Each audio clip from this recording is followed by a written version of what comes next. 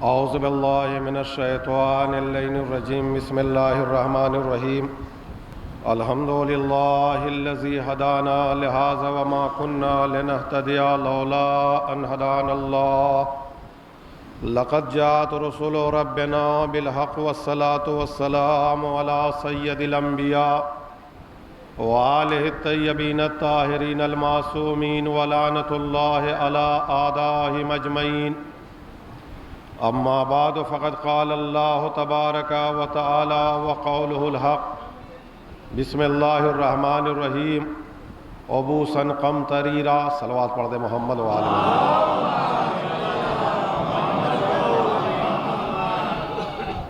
حضرات ذوی احترام، آپ بہتر انداز سے جانتے ہیں کہ یہ مجلس ایصال ثواب، ابھی جب میں آئے تو بتایا کہ جمع سال کے ایصال ثواب کی مجلس ہے،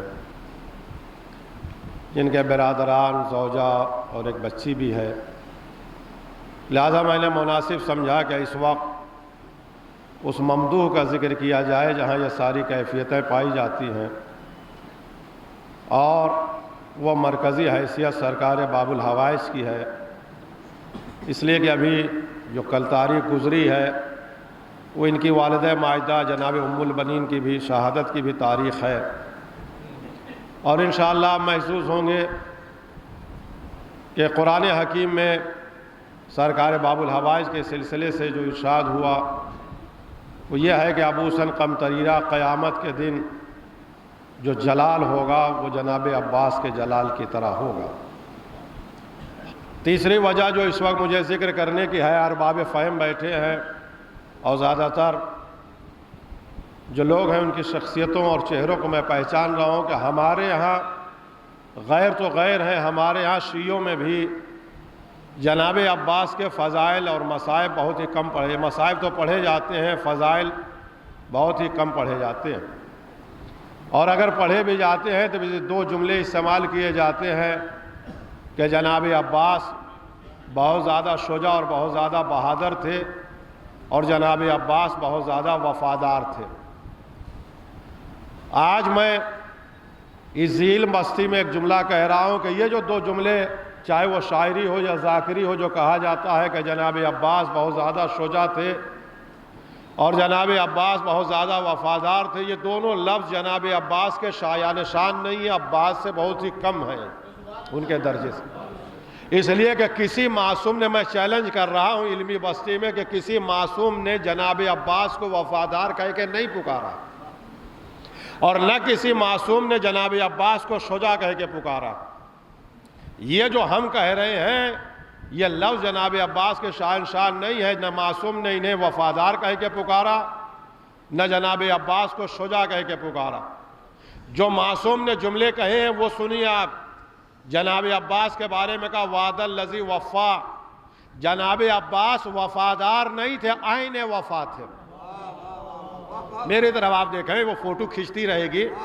جناب عباس وفادار نہیں تھے بلکہ عین وفا تھے۔ جناب عباس کا وجود وفا ہے، دونوں میں بنیادی فرق کیا ہے؟ وفادار، ہم وفادار کہتے ہیں، امام نے وفا کہہ کے پکارا، معصوم نے وفا کہہ کے پکارا، کہ عباس عین وفا تھے۔ کیا مطلب ہوا؟ جب خندق کے موقع پہ امیر المومنین جانے لگے تو پیغمبر نے فرمایا برز الایمان کلہ الی الکفر کلہ، کل کا کل ایمان کل کے کل کفر کے مقابلے میں جا رہا ہے۔ تو مولا علی کو مومن نہیں کہا، رسول نے ایمان کہا۔ پھر کہا برز الاسلام کلہ الی الشرک کلہ، کل کا کل اسلام کل کے کل شرک کے مقابلے میں جا رہا۔ یعنی پیغمبر نے یہ بتایا کہ ہم مسلمان ہیں، علی اسلام ہے، ہم مومن ہیں، علی ایمان ہے۔ کیوں؟ اس لیے کہ علی کا وجود ہی ایمان ہے، علی کا وجود ہی اسلام ہے۔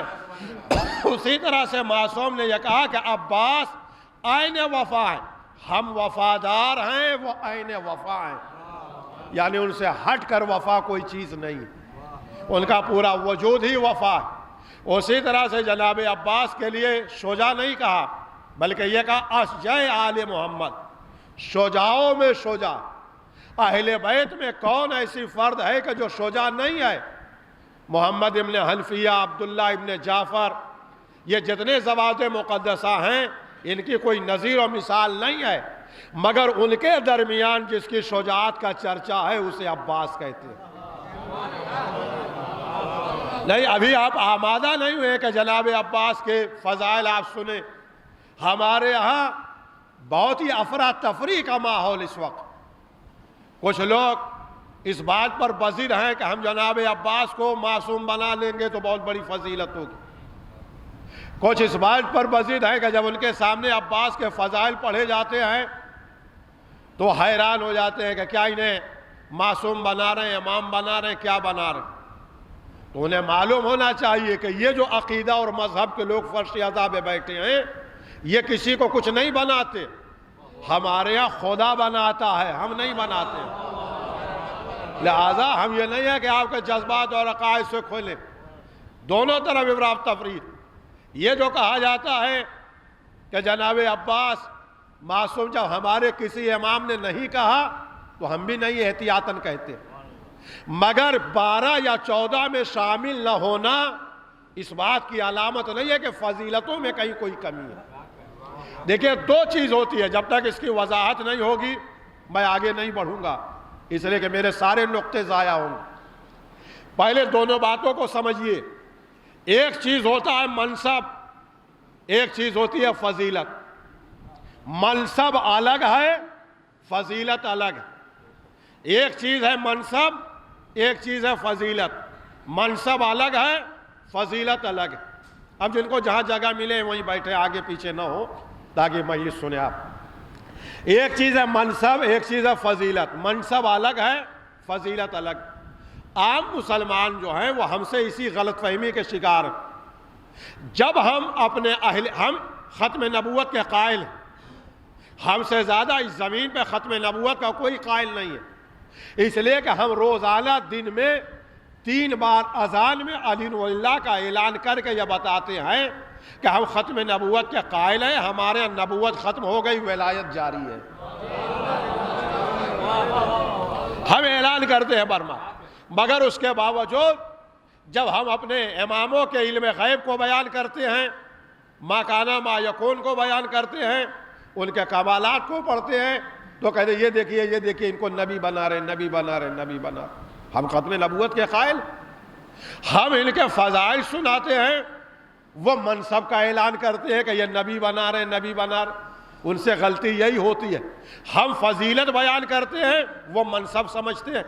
فضیلت الگ ہے، منصب الگ ہے۔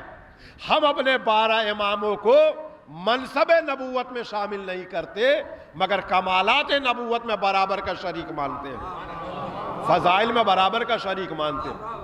وہی غلط فہمی شیعوں میں ہوتی، ہم جناب عباس یا جناب زینب کے فضائل پڑھتے ہیں، یہ کہتے ہیں 12 امام 14 معصوم بنا رہے، کیا بنا رہے؟ نہیں، منصب میں نہیں شامل ہیں، فضیلتوں میں شامل ہیں۔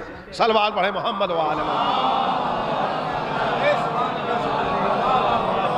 جناب زینب یا جناب عباس منصب میں نہیں شامل ہیں، معصوم 14 ہیں، جن کی عادت خدا نے معین کی ہے، وہ خدا جانے، انہوں نے بنا، مگر کمالات میں اور فضائل میں ہم شامل کرتے ہیں۔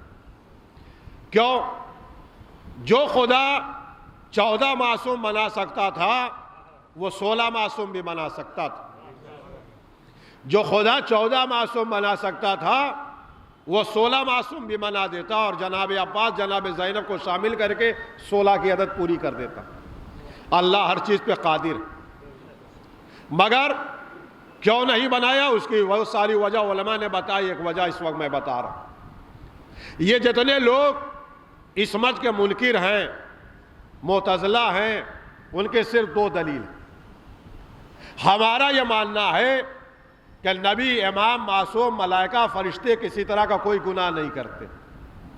تو یہ جو معتزلہ ہیں، یہ جو منکرین عصمت ہیں، ان کا یہ کہنا ہے کہ یہ جو آپ کا اسلامی عقیدہ ہے کہ انبیاء گناہ نہیں کرتے، امام گناہ نہیں کرتے، معصوم گناہ نہیں کرتے، تو یہ جو ان کو کریڈٹ دے رہے ہیں یہ کون سی خاص بات ہے؟ یا ملکۃ العصمت، اللہ نے ان کو ایک عصمت کا ملکہ دیا، وہ اچھائی اور برائی کو بتاتا ہے۔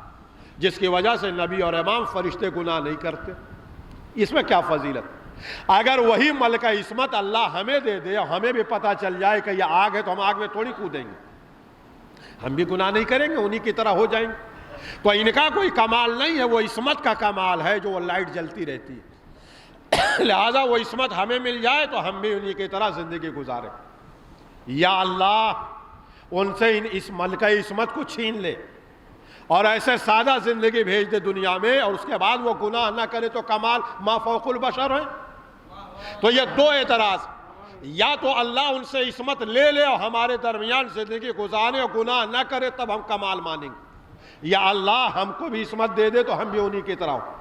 لہذا اب خدا پہ فرض ہوا کہ 1,24,000 پیغمبر, 12 امام, 14 معصوم, کروڑوں فرشتوں کی عصمتوں کو بچانے کے لیے دلیل قائم کرے. کم سے کم ایک مردوں میں اور ایک عورتوں میں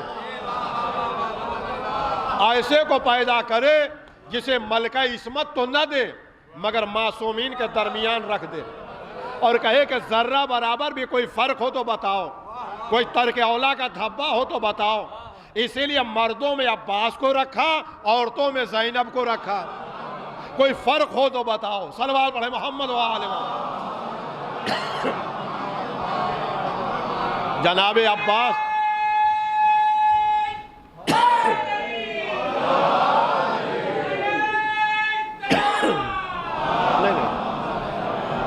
جناب عباس اور جناب زینب اولیاء مقام, نہیں پانی کی ضرورت نہیں انشاءاللہ. جناب زینب اور جناب عباس یہ معصوم تو نہیں اللہ نے بنایا. اب یہ بتائیے کہ یہ آپ جملہ نہ برداشت کریں گے تو کون جا کے سنے گا اس جملے کو؟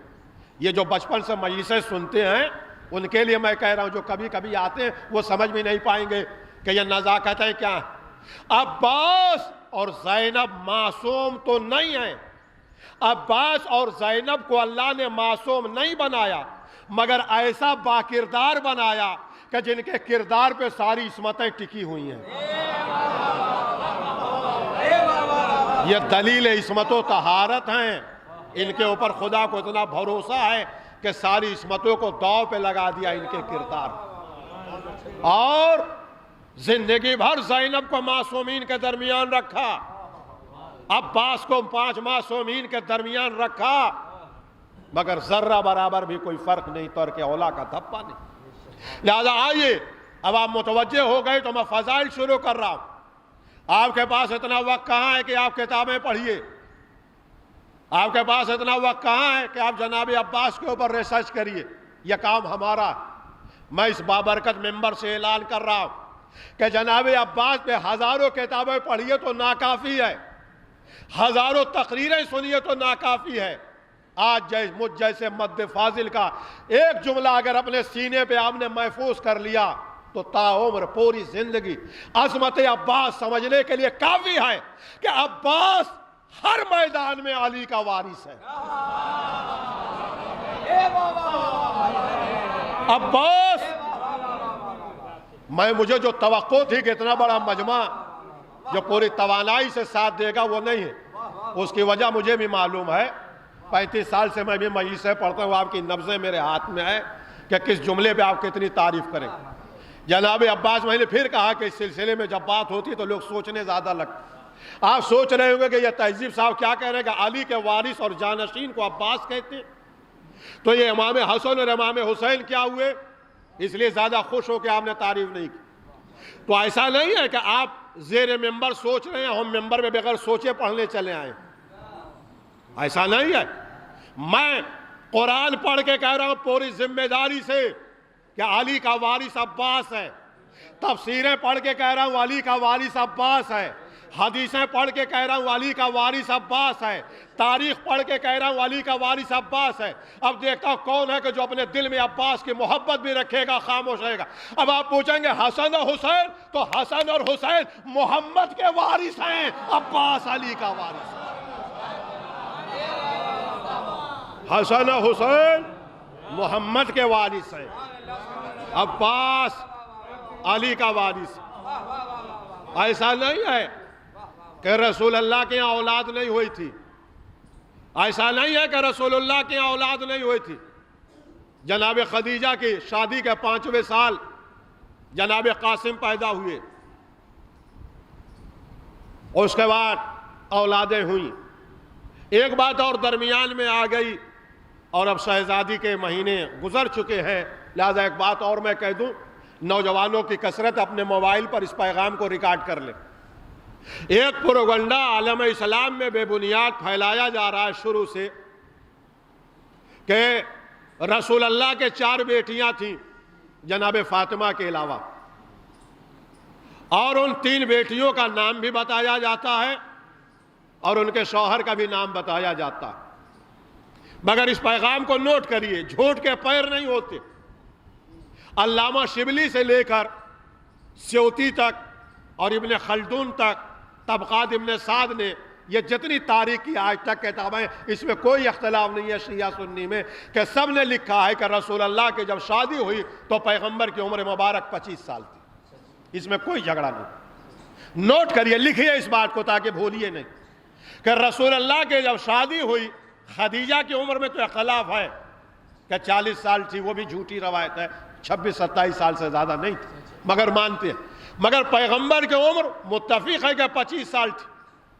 یہ بھی ایک دم طے ہے ساری تاریخوں سے کہ پیغمبر نے جو اعلان رسالت کیا ہے اس وقت پیغمبر کی عمر، بولیں آپ، 40 سال تھی۔ اعلان رسالت کے وقت پیغمبر کی عمر 40 سال تھی، شادی کے وقت پیغمبر کی عمر 25 سال تھی۔ ساری تاریخوں نے لکھا، اس میں کوئی اختلاف نہیں ہے، اس ڈاٹے کو لکھیے، جواب نہیں ہے۔ سب نے لکھا کہ 4 سال تک رسول اللہ کے کوئی اولاد نہیں پیدا ہوئی۔ 5ویں سال جناب قاسم پیدا ہوئے، یعنی رسول اللہ کی جب شادی ہوئی تو 25 سال جناب قاسم پیدا ہوئے، تو رسول کی عمر مبارک 30 سال تھی۔ اس کے بعد 3 بیٹیاں پیدا ہوئیں، تو اگر ایک سال میں ایک بیٹی پیدا ہوئی تو پہلی بیٹی کے وقت پیغمبر کی عمر 31 سال، دوسری بیٹی کے وقت 32 سال، اور تیسری بیٹی کے وقت پیغمبر کی عمر مبارک 33 سال۔ ساری شبلی سے لے کے ابن خلدون تک لکھا کہ پیغمبر کی بعثت 40 سال کی عمر میں ہوئی، اور بعثت سے 5 سال پہلے اپنی تینوں بیٹیوں کی شادی پیغمبر نے فلاں فلاں مشرک سے کر دی، اس لیے کہ اس وقت ظہار اسلام نہیں کیا تھا۔ تو اعلان بعثت سے 5 سال پہلے تینوں بیٹیوں کی شادی ہوئی، تو اس وقت رسول کی عمر مبارک 35 سال تھی۔ 31 سال میں پہلی بیٹی، 32 سال میں دوسری بیٹی، 33 سال میں تیسری بیٹی، اور 35 سال میں سب کی شادی ہو گئی، یعنی کسی کی عمر 3 سال، کسی کی عمر 2 سال، کسی کی عمر 4 سال۔ بے غیرتی کے انتہا ہے کہ 3 سال میں پیغمبر شادی کر رہے تھے۔ صلوات پڑھیں محمد و آل محمد۔ یہ آپ اپنے کتابوں سے دیکھ لیے، ہمیں اپنے بات نہیں ہے، یہ میں نے جواب دیا۔ اس آنکڑے کو محفوظ رکھیے گا تو کسی کے پاس پسینے بہیں گے، جواب نہیں۔ ہمارا عقیدہ تو یہ ہے کہ شہزادی فاطمہ تنہا تھی، شہزادی فاطمہ تنہا تھی۔ مولانا اسماعیل دیوبندی بہت بڑے مناظر تھے، انہوں نے اس کا جواب دیا کہ ہم نے مانا، پہلے تو عقیدہ یہ ہے کہ ایک بیٹی تھی، مگر ہم نے مانا کہ رسول اللہ کے 4 بیٹیاں تھیں، تو لکھو، چاروں کا باپ ایک، چاروں کی ماں ایک، چاروں کا دادیال ایک، چاروں کا نانیال ایک۔ اب اپنی ساری کتابیں پڑھ کے بتاؤ، مسجد میں ایک بیٹی کا دروازہ کھلا تھا کہ چاروں بیٹی کا؟ اپنی تاریخ پڑھ کے بتاؤ، مباہلے میں ایک بیٹی تھی کہ 4 بیٹی تھی؟ چادر تطہیر میں ایک بیٹی تھی کہ 4 بیٹی تھی؟ ایک بیٹی کے بیٹوں کے لیے ناقہ بنے کہ چاروں بیٹی کے بیٹوں کے لیے ناقہ بنے؟ تو اب ساری تاریخوں میں لکھا ہے کہ مسجد میں دروازہ ایک بیٹی کا، چادر تطہیر میں ایک بیٹی، مباہلے میں ایک بیٹی کے لیے ناقہ بنے۔ تو اسماعیل دیوبندی کہتے ہیں سنو میرا جواب، جب محمد کی بیٹیاں ہو کے بھی فاطمہ کا مقابلہ نہیں کر سکتی تو ان کی بیٹیاں کیا مقابلہ کریں؟ صلوات پڑھیں محمد و آل محمد۔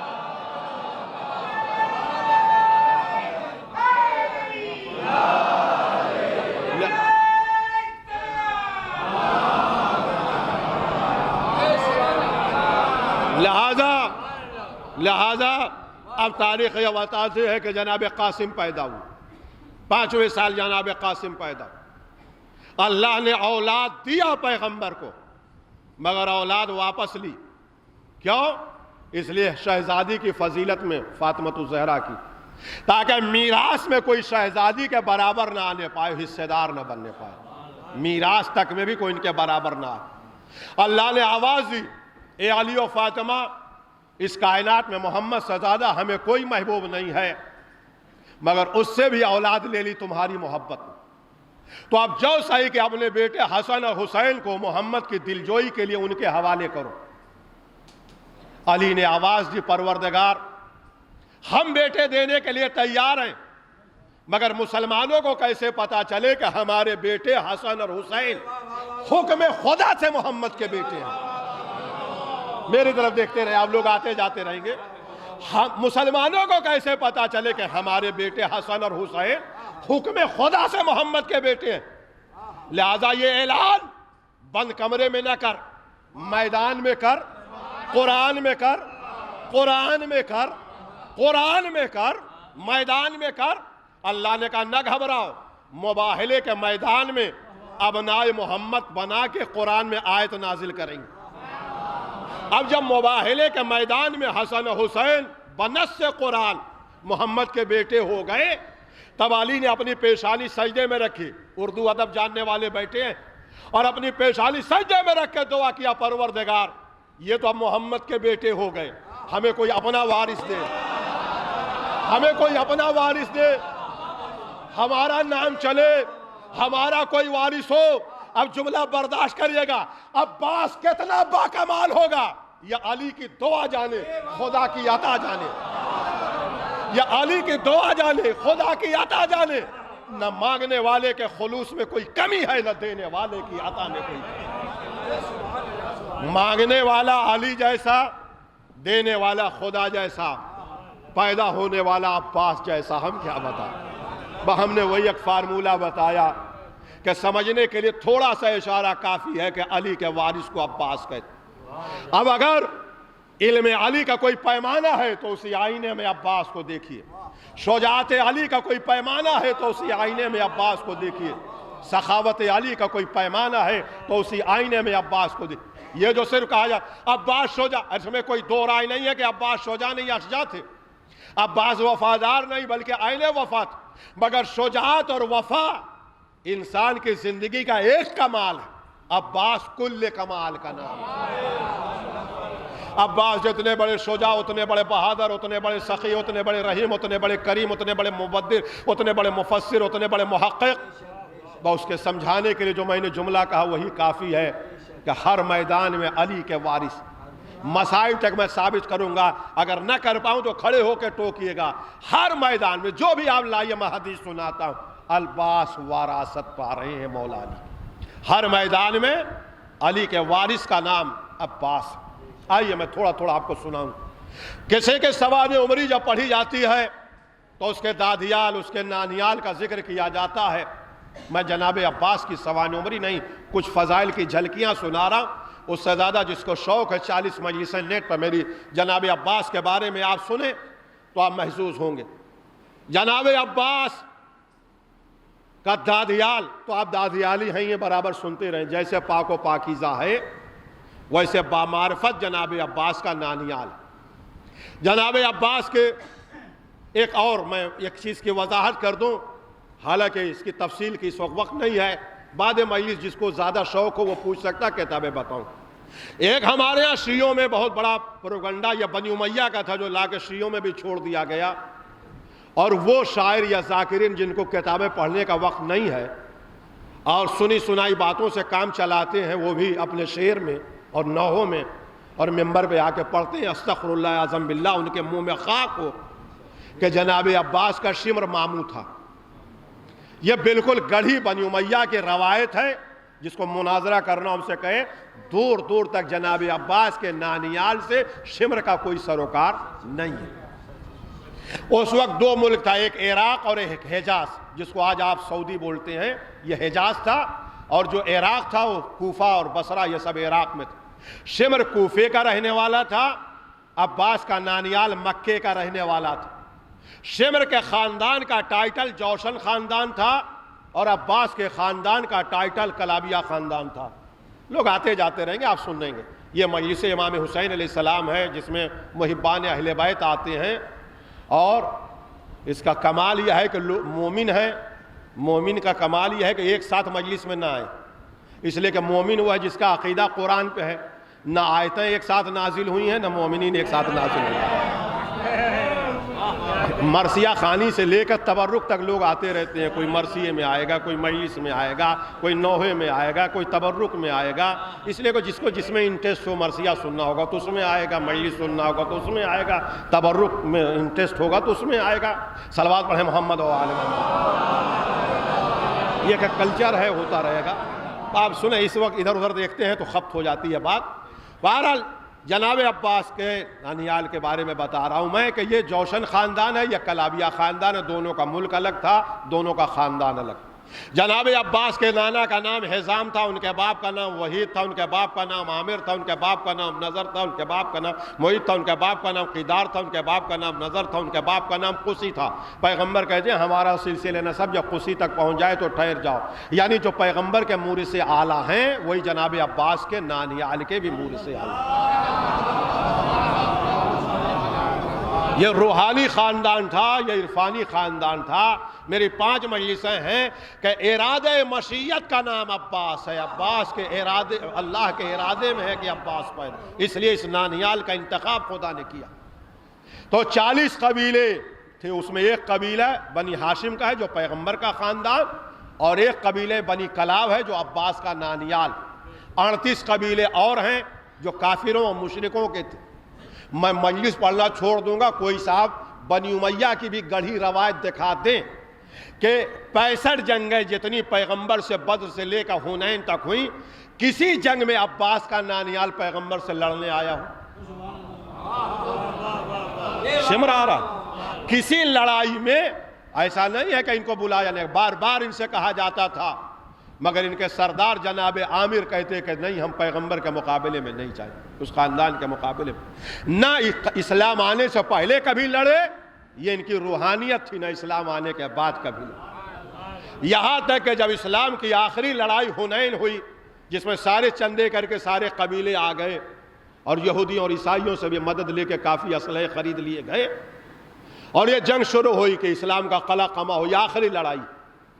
تو عرب کا یہ دستور تھا کہ جو سب سے زیادہ بوڑھا ہوتا تھا اور تجربے کار ہوتا تھا اسے اللہ کے میدان میں کھڑا کیا جاتا تھا، اور یہ کہا جاتا تھا کہ دونوں طرف کے حالات دیکھ کے بتاؤ کہ کون جیتے گا، اور کوئی کمی ہو تو ہم اسے دور کریں۔ کافروں نے حنین میں ابن شوشا کو کھڑا کیا جو دونوں آنکھوں کا نابینا، 118 سال عمر۔ ابن شوشا کو کھڑا کیا کہ بتاؤ یہ محمد سے ہم جیتیں گے کہ ہاریں گے؟ اس نے کہا جیت ہار کوئی بات کی بات، یہ بتاؤ کہ تمہارے ساتھ اس بار قبیلہ بنی کلاب اور اس کے سردار عامر لڑنے کے لیے آئے کہ نہیں آئے؟ وہ کہا نہیں، جیسے ہمیشہ انکار کرتے تو ویسے پھر انکار کر دیا۔ کہا تو پھر ہارو گے، کون سی خاص بات ہو گئی اس بار؟ جیسے ہمیشہ ہارتے رہے اس بار بھی ہارو گے جب عامر نہیں آئے، اور ہار گئے۔ میں آپ سے پوچھتا ہوں کہ سارے قبیلے لڑتے رہے، عامر کا قبیلہ بنی کلاب کیوں نہیں لڑا؟ اگر آپ کے پاس جواب نہیں ہے تو میرے پاس۔ یہ روحانی تھے، عرفانی تھے، انہیں معلوم تھا کہ محمد کے لشکر کا علمدار علی بعد میں ہمارے قبیلے کا داماد بنے گا، اور اگر آج ہم لڑ لیں گے تو کل ہمارے نواسے کو تانا ملے گا کہ تمہارا خاندان تو آ کے لڑا تھا۔ چونکہ عباس کو مولا معاف کریں گے، میں تقابل نہیں کر رہا ہوں، فضیلت سنا رہا ہوں، اور یہ سن کے عقیدہ میرا یہ ہے کہ یہ فضیلت سن کے حسن حسین اور مولا علی بھی خوش ہوں گے، اس لیے کہ روحانی خاندان تھا، یہ جانتا تھا کہ عباس کو اس جگہ بیٹھنا ہے جہاں دائیں طرف حسن، بائیں طرف حسین، اہل بیت محمد ابن حنفیہ، عبداللہ ابن جعفر اور محمد ابن حنفیہ ہوں گے۔ تو جیسے حسن و حسین، محمد ابن حنفیہ اور عبداللہ ابن جعفر اپنے نانیال پہ فخر کرے، ویسے عباس بھی اپنے نانیال پہ فخر کرے۔ صلوات پڑھیں محمد و آل محمد۔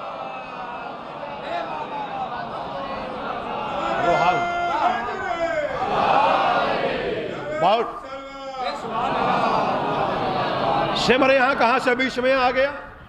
اس قبیلے کی روحانیت یہ تھی کہ جب رسول نے اعلان رسالت کیا تو جناب عباس کے نانا پر نانا جناب عامر، انہوں نے تحفہ بھیجا پیغمبر کے پاس۔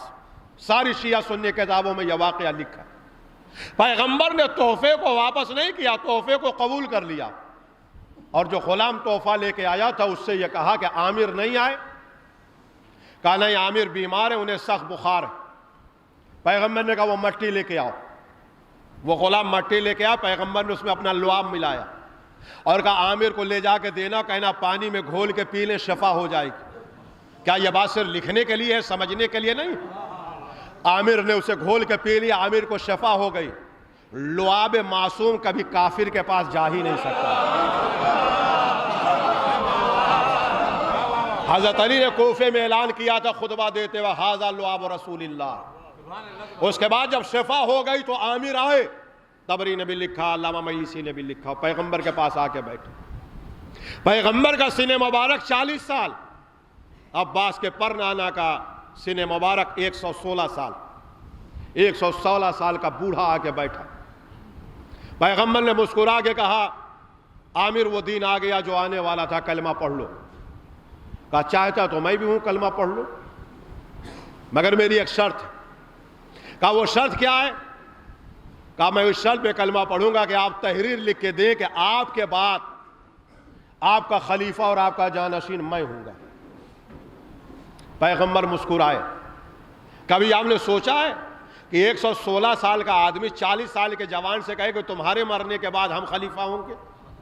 مگر عامر نے کہا، پیغمبر مسکرا کے کہتے ہیں عامر میرا خدا گواہ ہے کہ اگر یہ اختیار خدا نے مجھے دیا ہوتا تو میں لکھ دیتا، میرا خلیفہ بنانے کا اختیار مجھے نہیں ہے، خدا کو ہے۔ عامر نے کہا لا الہ الا اللہ محمد رسول اللہ۔ اے عامر آپ نے کیوں کہا؟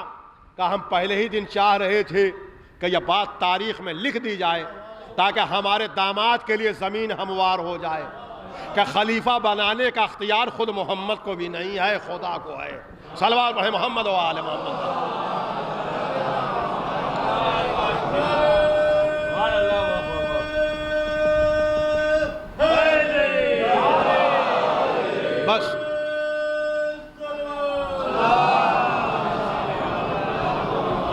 بس ہمیں سرکار باب الحوائج کی فضیلت کی طرف آ رہا ہوں۔ نانیال کی بات ختم ہو گئی، مگر ساری کتابوں میں لکھا، طبری نے بھی لکھا کہ جناب عامر اتنے شجاع تھے کہ ان کا لقب ملائب السنان تھا۔ جدھر سے جاتے تو لوگوں کو تھرتھری ہو جاتے تھے کہ عامر جا رہے۔ نیزوں پہ نیزہ چلاتے تھے یا تیروں پہ تیر چلاتے تھے جناب عامر۔ عرب کا ایک دستور تھا کہ جو بہت زیادہ بہادر ہوتا تھا تو مارکیٹ میں جو تلواریں بکتی تھیں ان تلواروں پر اس کا نام لکھا جاتا تھا تاکہ یہ تلواریں زیادہ بکیں۔ دوسرے سال کوئی اس سے بڑا شجاع آ گیا، اس کا ریکارڈ توڑ دیا تو اس کا نام ہٹ گیا، پھر اس کا نام آ گیا۔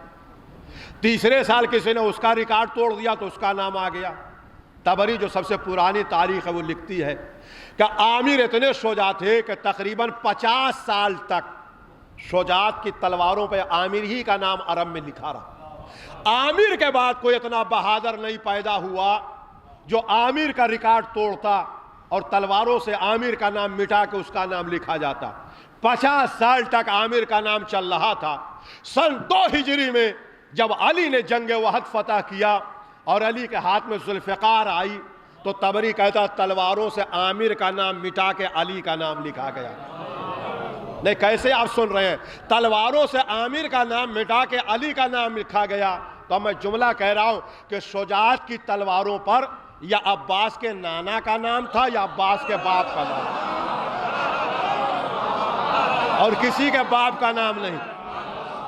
اسی لیے جو ہم شور سے کہتے ہیں شجاع شجاع شجاع، تو یہ شجاعت دادیالی میراث بھی ہے اور نانیالی میراث بھی ہے۔ صلوات پڑھیں محمد و آل محمد۔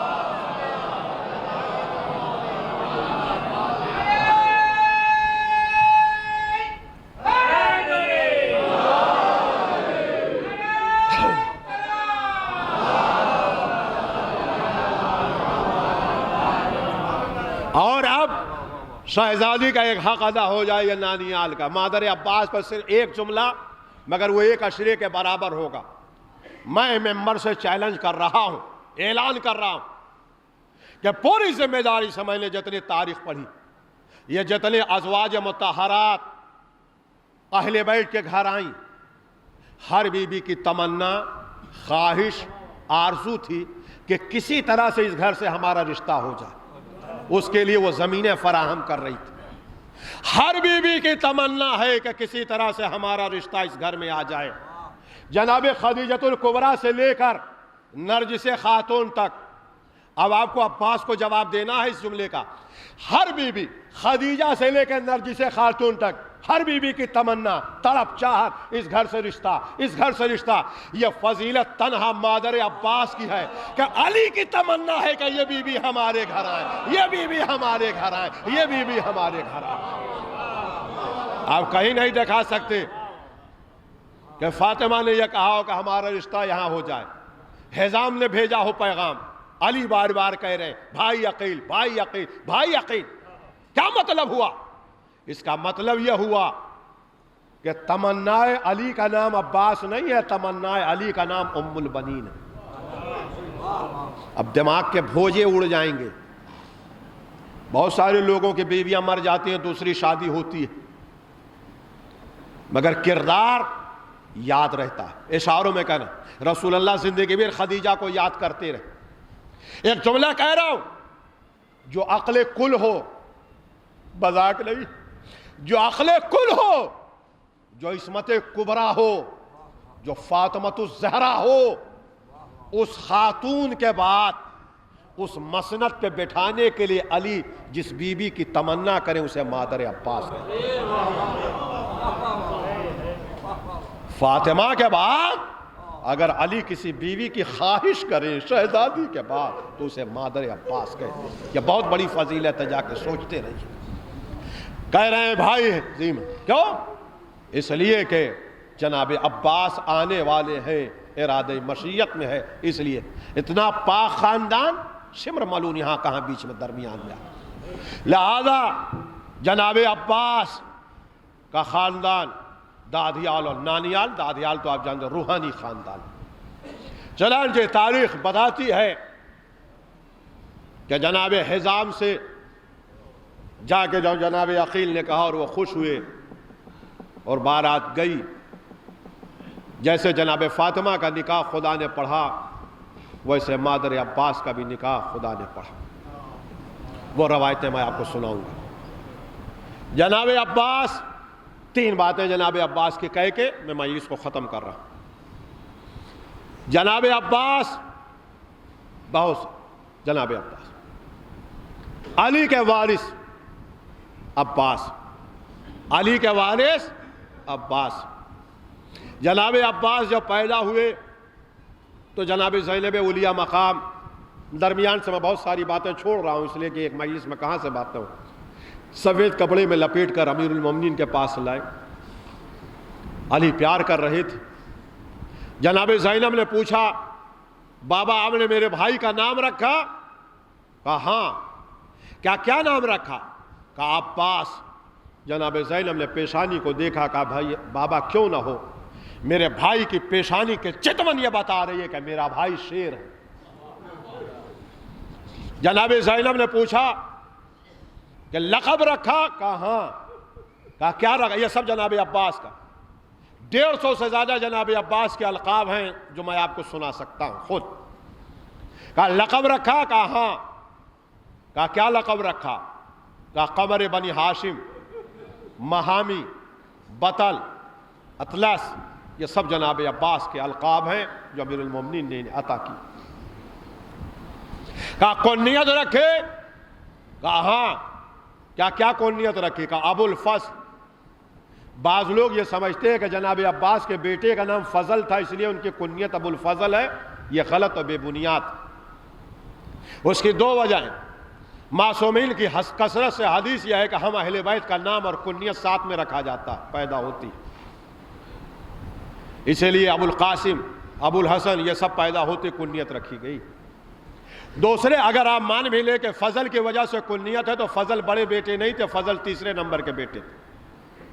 ایک پھر باب ہے کہ جناب عباس کی اولادوں کے کارنامے کیا ہیں. بہت بڑے بڑے عالم اور جناب عباس کی جو اولادیں دنیا میں پھیلی، خدا مجھے توفیق دے تو ان کی اولادوں کے حالات میں سناؤں کہ کیا کیا کام کیا ہے جناب عباس کی اولادوں نے. چنانچہ یہاں تک کہ جب امام ظہور فرمائیں گے تو ان کا جو وزیر ہوگا وہ جناب عباس کا بیٹا ہوگا، ان کی اولاد سے ہوگا. لہذا اب آپ سنیے، آپ جناب عباس کاف کنیت رکھی، کہاں کا کیا کہا؟ ابو الفضل۔ جناب زینب نے چہرہ دیکھا، کہا کیوں نہ ہو، ترجمہ سنیے، زینب وضاحت کر رہی، بابا کائنات کی ساری فضیلتیں میرے بھائی کے سامنے جھکی ہیں۔ ابو الفضل کا مطلب عباس وہ ہے جو تمام فضیلتوں کا باپ ہے، اس لیے کہ یہ علی کا وارث ہے۔ جناب عباس اتنے زیادہ خوبصورت تھے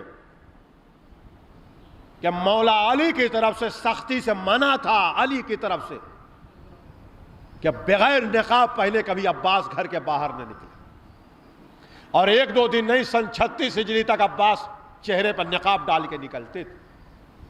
ان کی ماں کو اولاد سے بہت زیادہ محبت، ام البنین کی محبت یہ تھی کہ ان کو بری نظر نہ لگے، تو علی سے ایک نظر بد کا تعویذ لکھا کے بازو پہ باندھا تھا۔ کچھ ماڈرن لوگ کانوینٹ کے جو پروردہ ہیں وہ یہ کہتے ہیں کہ نظر کوئی بری نظر بد کوئی چیز نہیں، اسلام میں ان کی حیثیت نہیں، انہوں نے اسلام کو سمجھا ہی نہیں۔ نظر بد ہے، نظر بد کا تعویذ ہے، امیر المومنین کا لکھا ہوا بھی ہے، قرآن کی آیت بھی ہے، ہماری شریعت میں مانا جاتا ہے، حتیٰ کہ ماں باپ کی نظر بھی اولاد کو لگتی ہے، معصوم نے کہا۔ خود ام البنین کا جو تعویذ باندھا تھا، جو مولا علی نے لکھا تھا ماشاء اللہ لا حول ولا قوت الا باللہ، وہ عباس کے بازو پہ باندھا گیا۔ نظر بد ہے، بری نظر ہوتی ہے اور ماں باپ کی لگتی۔ ماں کی طرف سے یہ احتیاط تھا کہ تعویذ باندھا تھا 24 گھنٹے، باپ کی طرف سے یہ احتیاط تھا کہ بغیر نقاب پہنے گھر سے باہر نہ نکلے۔ اہل بیت میں صرف 2 بچوں کو نقاب پہنایا گیا خوبصورتی کی وجہ سے، جناب عباس اور جناب علی اکبر۔ سن 36 ہجری تک عباس نقاب پہنتے۔ اب جس کو فضائل نہ ہضم ہو وہ نہ ہضم ہو، اگر کتاب میں نہ ملے تو مجھے پھانسی پہ چڑھائی کہ مدینے کے گلیوں میں جب کبھی بھی عباس نکلتے تھے تو چاروں طرف سے شور مچتا تھا، ارے دوڑو عباس جا رہے، حسن عباس، جمال عباس، حسن عباس، جمال عباس۔ دکاندار ترازو تولتا تو ہاتھ سے چھوڑ دیتا تھا، وہ دیکھو عباس جا رہے، نقاب پہنے، وہ دیکھو عباس جا رہے۔ بس خوش ہو کے ذرا فضائل سنیے۔ یہ پیچھے پیچھے کون دوڑ رہے ہیں؟ یہ بصرے والے نہیں ہیں، کوفے والے نہیں ہیں، حجاز والے نہیں ہیں، مکے والے نہیں ہیں، پہاڑ کے بدو نہیں ہیں، یہ مدینے والے دوڑ رہے ہیں۔ دنوں نے دنوں رات جمال محمد دیکھا، جمال علی دیکھا، جمال حسن دیکھا، جمال حسین دیکھا، اس کے بعد بھی نقاب کے اندر سے ایسا نور ساطع ہو رہا ہے کہ یہ دوڑ۔ اب اس سے زیادہ میں نہیں کہہ سکتا، میں منبر پہ حفظ مراتب کا خیال، اہل بیت ہیں، اہل بیت ہیں سب کے سب، مگر خوش ہوں گے اہل بیت۔ دیکھیے آج ہر آدمی کے پاس موبائل ہوتا ہے، چاہے بوڑھا ہو یا جوان۔ آپ رات میں راستہ چل رہے ہو، لائٹ چلی جائے تو اتنی روشنی موبائل میں ہوتی ہے کہ آپ دیکھ کے اینٹیں پتھر، ہموار اور ناہموار زمین کو دیکھ سکتے ہیں اور اپنے جوتے چپل تلاش کر سکتے ہیں۔ مگر جہاں لاکھ لاکھ پاور کی مرکریاں جل رہی ہو، وہاں کوئی اپنے نور کا وجود قائم کر لے تو بڑی بات۔ عباس نے اپنے حسن کا چرچا جمال حسن، جمال حسین، جمال اہل بیت کے درمیان کیا۔ نہیں، ہم آپ ہیں لکھنؤ میں اس وقت مگر دیہاتوں کے رہنے والے۔ ہمارے ہاں کہا جاتا ہے کہ کوئی گھنا درخت ہو، پیپل کا درخت ہو، برگد کا درخت ہو، کوئی بڑا گھنا درخت ہو سایہ دار، تو اس کی جڑ میں کوئی دوسرا درخت نہیں جم سکتا، اور اگر جم جائے گا تو پروان نہیں چڑھے گا۔ عباس اس باکمال کا نام ہے کہ جو زندگی بھر پنجتن کے ساتھ رہے مگر اپنی فضیلتوں کا دروازہ الگ سے کھولے رہے۔ باب الحوائج کہلاتے رہے، قمر بنی ہاشم کہلاتے رہے، سقا کہلاتے رہے، غازی کہلاتے رہے، یہ کم بڑی فضیلت؟ حسن حسین کے موجودگی میں باب الحوائج کہلائیں، قمر بنی ہاشم کہلائیں، اشجع آل محمد کہلائیں، یہ کم عباس کی بڑی فضیلت نہیں؟ میر انیس کے والد بھی بہت بڑے شاعر تھے، میر انیس کے بیٹے بھی بہت بڑے شاعر تھے، مگر میر انیس کی شخصیت اتنی بڑھ گئی کہ سب نیچے دب گئے۔ عباس اس باکمال کا نام ہے کہ پنجتن کے درمیان رہ کے بھی فضائلوں کا دروازہ کھولے ہوئے ہیں، یہ کم بڑی بات نہیں، کم بڑی بات نہیں۔ اتنے خوبصورت ہے جناب عباس۔ دوسری چیز جس پر بالکل اس پر بولا ہی نہیں جاتا، یہ موضوع بند کیا گیا، علم عباس۔ یہ تو لوگ مانتے ہیں کہ جناب عباس شجاع تھے، مگر شیعوں کے درمیان میں علم عباس پڑھیے تو ان کو لگے گا کہ بڑا یہ خشک ٹاپک موضوع، مگر علم عباس پہ بھی میری 10 مجلس۔ علم عباس، میں پھر کہہ رہا ہوں، ہر میدان میں علی کا وارث عباس، جس کا باپ بولے تو نہج البلاغہ دنیا کو ملے۔ علی کے وارث کو عباس کہتے ہیں۔ علم عباس کے لیے یہی کافی ہے کہ امام حسین نے پوری دنیا سے 72 ہیروں کو تلاش کیا جو اس وقت ہر اعتبار سے کائنات میں سب سے افضل تھے۔ 72 سپاہیوں کو کربلا کے لیے تلاش کیا جن کے علمی صلاحیت یہ تھی کہ ادنا سپاہی کو امام نے فقیہ کہہ کے پکارا۔ تو جس لشکر کا سپاہی فقیہ ہو اس لشکر کا علمدار جسے حسین بنائیں گے اس کے علم کا کیا حال ہے؟ اس لیے کہ اہل بیت کوئی منصب رشتہ داری کے بنا پہ نہیں دیتے، اہلیت معصوم ہے۔ ایک کتاب ایسی بتا دوں کہ جو ہر گھر میں ہو، آپ کہیں گے کہ عربی کے کتابوں کا حوالہ دے رہے ہیں۔ مولانا نجم الحسن صاحب کراروی کے لکھی ہوئی کتاب ذکر العباس، اس میں بھی یہ واقعہ ملے گا، اور بھی کے کتابوں میں تو ہے ہی۔ نجف میں ایک سید عالم دین تھے، ان کے دل میں یہ خیال پیدا ہوا کہ جناب عباس شجاع اور بہادر تو تھے، اس میں کوئی دو رائے نہیں ہے، ان کی علمی حیثیت شجاعت مسلم، مگر جناب عباس کے علمی حیثیت مسلم نہیں۔ لڑنے بھیڑنے والے تھے مگر علمی حیثیت ان کے مسلم نہیں۔ اس کی وجہ یہ ہے کہ جیسے مولا علی کا نہج البلاغہ، امام سجاد کا سیف سجادیہ، اخبار رضا ہر امام کے ذخیرے علم کے ہیں، ویسے عباس کا کوئی علمی سرمایہ نہیں۔ اس لیے ان کے دل میں یہ خیال پیدا ہوا کہ جناب عباس لڑنے بھیڑنے والے تو آدمی تھے، شجاع بہادر تو تھے، مگر علمی حیثیت ان کی مسلم نہیں۔ جب رات میں سوئے تو انہوں نے خواب دیکھا، اس خواب کو بیان کیا، لہٰذا یہ بات ریکارڈ میں آ گئی، تحریروں میں آ گئی، کتابوں میں آ گئی۔ وہ کہتے ہیں کہ جب میں پیچھے ہی بیٹھا کریں بھائی، بار بار آگے وہ بیٹھتے ہیں، وہ اٹھ کے جاتے ہیں، جن کو آگے بیٹھنا ہو پہلے سے آیا کریں۔ لہذا وہ یہ لکھتے ہیں جناب عباس کے بارے میں کہ ہم نے رات میں خواب دیکھا کہ سرکار باب الحوائج خواب میں آئے اور آگے فرماتے ہیں کہ یہ عالم دین، یہ بتاؤ جو تم نجف میں اتنے بڑے عالم کہلا رہے ہو تو یہ علم تمہارے پاس جو ہے یہ علم کس کا ہے؟ وہ کہتے ہیں باب مدینۃ العلم مولا علی کا علم ہے۔ عباس نے کہا تم تو علی کے زمانے میں تھے نہیں، تو علم علی تم تک آیا کیسے؟ کہا واسطوں سے ہوتے ہوئے انہوں نے علی سے انہوں نے پڑھا، انہوں نے ان سے پڑھا، ان سے پڑھا، اس طرح سے یہ سلسلہ ہم تک آیا۔ کہا تم تک اور علی تک کتنا واسطہ ہے، کتنا گیپ ہے، کتنے وہ استاد گزرے؟ کہا ہزاروں گزرے۔ کہا تمہیں شرم نہیں آتی کہ ہزاروں واسطوں کے بعد علم علی تم تک آ جائے تو تم عالم کہلاؤ؟ ارے میں نے تو اپنے باپ علی کی زبان چوسی ہے، میں نے تو اپنے باپ علی کی زبان چوسی ہے۔ لیکن یہیں سے پتہ چلتا ہے کہ یہ زبان معصوم ہے، یہ اہل بیت کی گھر کی زبان۔ عباس نے یہ نہیں کہا کہ میں نے اپنے باپ سے علم لیا، کیا کہا کہ میں نے اپنے باپ کی زبان چوسی۔ وہی جملہ کہا جو ہر امام، ہر نبی، ہر معصوم کہتا۔ مولا علی نے کہا کہ میں نے اپنے بھائی رسول اللہ کی زبان چوسی۔ امام حسن اور امام حسین نے کہا کہ میں نے اپنے نانا رسول اللہ کی زبان چوسی۔ عباس نے کہا کہ میں نے اپنے باپ علی کی زبان چوسی۔ میں چیلنج کر رہا ہوں، کوئی صاحب بتا دے میرے علم میں اضافہ ہوگا کہ کبھی بھی فخر میں امام حسن اور امام حسین نے یہ کہا کہ میں نے اپنے باپ علی کی زبان چوسی؟ جب بولے میں نے نانا کی زبان، میں نے نانا کی زبان، میں نے نانا کی زبان، مقام فضیلت کے ہمالیہ پہ تنہا عباس کھڑا ہو کے کہہ رہا میں نے اپنے باپ کی زبان چوسی، میں نے اپنے باپ کی زبان۔ مولا عباس کہنے کا مطلب کیا ہے؟ کہ دنیا کو بتانا چاہتا ہوں کہ اگر علم محمد دیکھنا ہے تو حسن حسین کو دیکھو، علم علی دیکھنا ہے تو ابو الفضل العباس۔ علم محمد دیکھنا ہے تو حسن حسین کو دیکھو، علم علی دیکھنا ہے تو عباس کو دیکھو۔ کیا کہا؟ میں نے اپنے باپ علی کی زبان چوسی، عباس کہتے۔ زبان چوسنے کا کیا مطلب ہوا؟ ہمارے 10ویں امام حضرت امام علی نقی علیہ السلام، ان کے ایک صحابی تھے جن کا نام ابی ہاشم تھا، یہ جناب محمد ابن حنفیہ کے پر پوتے تھے۔ وہ بیان کرتے ہیں کہ میں 10ویں امام کی خدمت میں بیٹھا تھا، ایک شخص آیا عجب زبان میں باتیں کر رہا تھا، امام اسی زبان میں اس کا جواب دے رہے ہیں۔ جب وہ چلا گیا تو ابی ہاشم نے پوچھا مولا یہ کون تھا، کس زبان میں کیا باتیں کر رہا تھا؟ تو امام نے کہا یہ ہندی تھا، ہند سے آیا تو ہندی زبان میں بات کر رہا تھا۔ ابی ہاشم کہتے ہیں مولا آپ ہندی بھی جانتے ہیں؟ امام نے کہا ابی ہاشم ہندی کیا، میں دنیا کی ساری زبانیں جانتا ہوں، یہاں تک کہ جانوروں کی زبانوں کو بھی جانتا ہوں۔ یہ ابی ہاشم اگر میں سب کی زبان نہ جانوں تو سب کا امام کیسا؟ زبان سیکھنے کا شوق ہر زبانے میں تھا.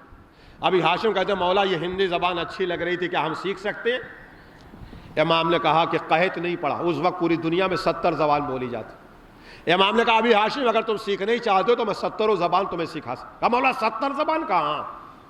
کہا کیسے؟ کہا وہ پتھر کا ٹکڑا پڑا ہے لے کے آؤ. ابھی ہاشم کہتے ہیں میں دوڑا ہوا گیا، پتھر کا ٹکڑا لایا. امام نے اپنے ہاتھ سے اس کے گرد صاف کیا اور اس پتھر کے ٹکڑے کو، سنگریزے کو اپنے منہ پہ رکھا اور تھوڑا لعاب لگایا اور کہا ابھی ہاشم اپنے منہ میں رکھ. ابھی ہاشم کہتے ہیں جیسے میں منہ میں رکھا اور دہن میں رکھا 70 زبان بولنے لگا. نہیں آپ تک بات ہو. امام نے اپنی انگلی سے لعاب نہیں لگایا، اپنے جسم سے مس نہیں کیا، اس کی زبان اپنی زبان پہ نہیں رکھی، اس کے ہاتھ سے نہیں لگا، صرف ایک پتھر کے ٹکڑے پر لعاب لگا کے دے دیا تو ابھی ہاشم 70 زبان بولنے لگے. عباس کہتے ہیں میں نے تو اپنے باپ کی زبان چوسی ہے.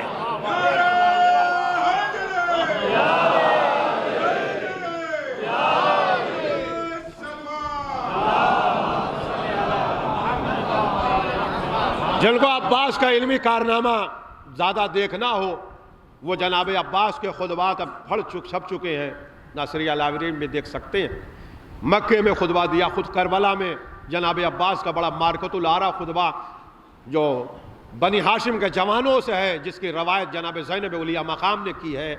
شب عاشور دیا. جناب زینب کہتی ہیں، اب شہزادی کا جملہ ہے، اس سے زیادہ میں نہیں کہہ سکتا. خطبہ سننے کے بعد جناب زینب فرماتی ہے ایسا خطبہ یا اپنے بھائی حسین سے سنا یا پھر عباس سے سنا. یہ ہے جناب عباس کی فصاحت و بلاغت. دیکھیں مگر ہاں جناب عباس کا علمی کارنامہ جتنا دنیا کے سامنے آنا چاہیے تھا نہیں آ پایا. اس کی وجہ جو میں سمجھتا ہوں یہ بھی وفائے عباس.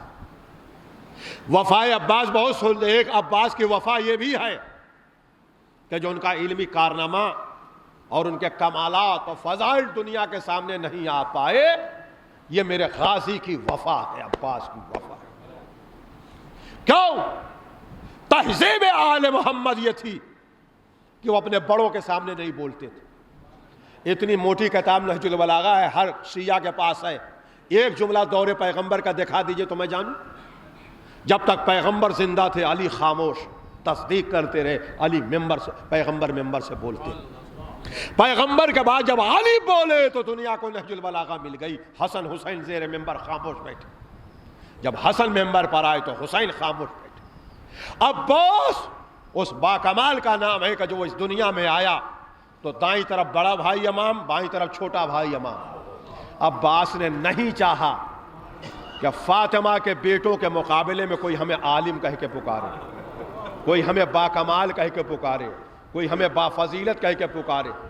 لہذا زندگی بھر عباس نے اپنے علم و کمال کو چھپائے رکھا. ہم باکمال نہیں، یہ سید باکمال. ہم عالم نہیں، یہ سید عالم ہے. ہمیں نہیں، ان سیدوں کو پہچان. ہمیں نہیں، ان سیدوں کو پہچان. کیا اس وفا کو خدا ضائع کر دے گا؟ کیا اس وفا کو خدا ضائع کر دے گا؟ کیا اس وفا کو شہزادی ضائع کریں گے؟ حسن حسین ضائع. لہذا اللہ نے یہ کمال عطا کیا جناب عباس کو کہ جو کسی کو نصیب نہیں ہوا. یہ کمال اللہ نے جناب عباس کو عطا کیا کہ ہماری جتنی زیارتیں ہیں وہ سب چھٹے امام سے. کربلا میں جاتے تھے امام تو امام حسین علیہ السلام کے حرم میں شہدائے کربلا کے سب زیارت پڑھنے کے بعد جناب عباس کی طرف جو بین الحرمین ہو کے آتے تھے تو ابھی روضے میں نہیں، مفاتی میں یہ زیارت ہے، جا کے دیکھیے. باہر کھڑے ہوتے تھے چھٹے امام اور اس طرح سے قصیدہ پڑھتے تھے. سلام اللہ و ملائکۃ المقربین والانبیاء والمرسلین مفاتیم ہے، والشہداء والصدیقین والزاکیات والطاہرات یا ابن امیر المومنین. اللہ کا سلام ہو آپ کے اوپر، ملائکۃ السماء کا سلام ہو آپ کے اوپر، انبیاء مرسلین کا سلام ہو آپ کے اوپر. اے میرے جد ابو الفضل العباس امیر المومنین کے بیٹے، آپ نے حق وفا ادا کیا، آپ نے حق نصرت ادا کیا، ہم نے آل محمد کا ساتھ دیا. قصیدہ پڑھتے پڑھتے فرماتے ہیں لعن اللہ من تخفف بحرمتک. فضیلت پڑھتے پڑھتے رک کے کہتے ہیں خدا کی لعنت ہو اس پر جو آپ کے درجے کو گھٹائے. خدا کے امام فرماتے ہیں مفاتی میں خدا کی لعنت ہو جو آپ کے درجے کو گھٹائے. اور اس کے بعد امام فرماتے ہیں وَلَّعْنَ اللَّهُ مَنْ جَهِلَ حَقُّكَ، اور خدا کی بھی لعنت ہو اس کے اوپر جو آپ کی فضیلت اور آپ کے حق کو نہ جانتا. حق ابو الفضل العباس کا جاننا ضروری ہے، اسی لیے میں پڑھ رہا ہوں۔ اس کے بعد فرماتے ہیں السلام علیکم یا عبد الصالح، اے عبد الصالح آپ پہ ہمارا سلام۔ مصائب نہیں، میں فضائل کا دریا سنا رہا ہوں۔ جناب عباس کو ہمارے امام نے، ہر امام نے کیا کہا؟ عبد الصالح۔ یہ عبد عبادت سے نہیں ہے، عبدیت سے ہے، بندگی سے ہے۔ یعنی جب انسان اپنے کو بالکل اپنے آقا کے سپرد کر دے، اپنی کوئی حیثیت نہ ہو، ضم ہو جائے آقا میں، تب یہ بندگی ہے، اور یہ سب سے بڑا لقب ہے۔ اسی لیے اللہ نے اپنے آخر میں اپنے حبیب کو جو لقب دیا وہ بندگی کا دیا، سبحان الذی اسری بعبدہ، ضم ہو گئے۔ اسی طرح امام نے فرمایا جناب عباس کو عبد الصالح، یعنی اب اپنی کوئی مرضی نہیں، آقا کی مرضی، آقا اٹھیں گے تو اٹھیں گے، آقا کی مرضی چلیں گے تو چلیں گے۔ عباس کو عبد صالح کہہ کے پکارا۔ کربلا میں حسین نے شہدائے کربلا کو عباد اللہ الصالحین کہہ کے امام حسین نے، چونکہ یہ جماعت ہے لہذا عباد کا صیغہ حسین نے استعمال کیا۔ ان کا سردار عباس ہے جس کا روضہ اکیلے تھا، تو امام صادق نے عبد صالح کہا۔ میری تقریر ریکارڈ ہو رہی، عبد صالح کہا۔ عباس کا لقب عبد الصالح، عباد اللہ جناب عباس کا لقب ہے۔ اسی لیے ہمارے چھٹے امام، ہمارے 8ویں امام، ہمارے 9ویں امام سب نے یہ جملہ، معصوم کی حدیث ہے کہ جب ہم نماز پڑھتے ہیں تو نماز جیسے ختم کرتے ہیں تو کہتے ہیں السلام علینا وعلی عباد اللہ الصالحین۔ ہمارے 5ویں امام، 6ٹھے امام، 8ویں امام، 9ویں امام، 11ویں امام، ہر امام نے کہا یہاں عباد اللہ سے مراد ہمارے جد ابو الفضل العباس ہیں جن پہ سلام بھیجا جا رہا۔ اب مولا یہ جملہ سنیے، یہ اللہ نے عباس کی وفا میں اعزاز دیا۔ اے عباس، ہماری سب سے بڑی عبادت نماز ہے، جو شروع ہوگی ہمارے نام سے، ختم ہوگی تیرے نام پر۔ صلوات بڑھے محمد و آل محمد۔ قیامت تک جو اپنی نماز میں عباس کو سلام نہ بھیجے اس کی نماز منہ پہ ماری جائے۔ یہ ان کو اجر دیا گیا ہے، سرکار باب الحوائج کو ہمارے اماموں نے فرمایا۔ لہذا جناب عباس بہت بڑے عالم، ان کے آپ خطبات اٹھا کر، میں نے جناب عباس کا حسن پڑھا، میں نے جناب عباس کی علمی حیثیت کو آپ کے سامنے تھوڑا سا ایک خاکہ بتایا۔ شجاعت میں نے اس لیے نہیں بیان کی کہ آپ شجاعت عباس برابر سنتے رہتے ہیں۔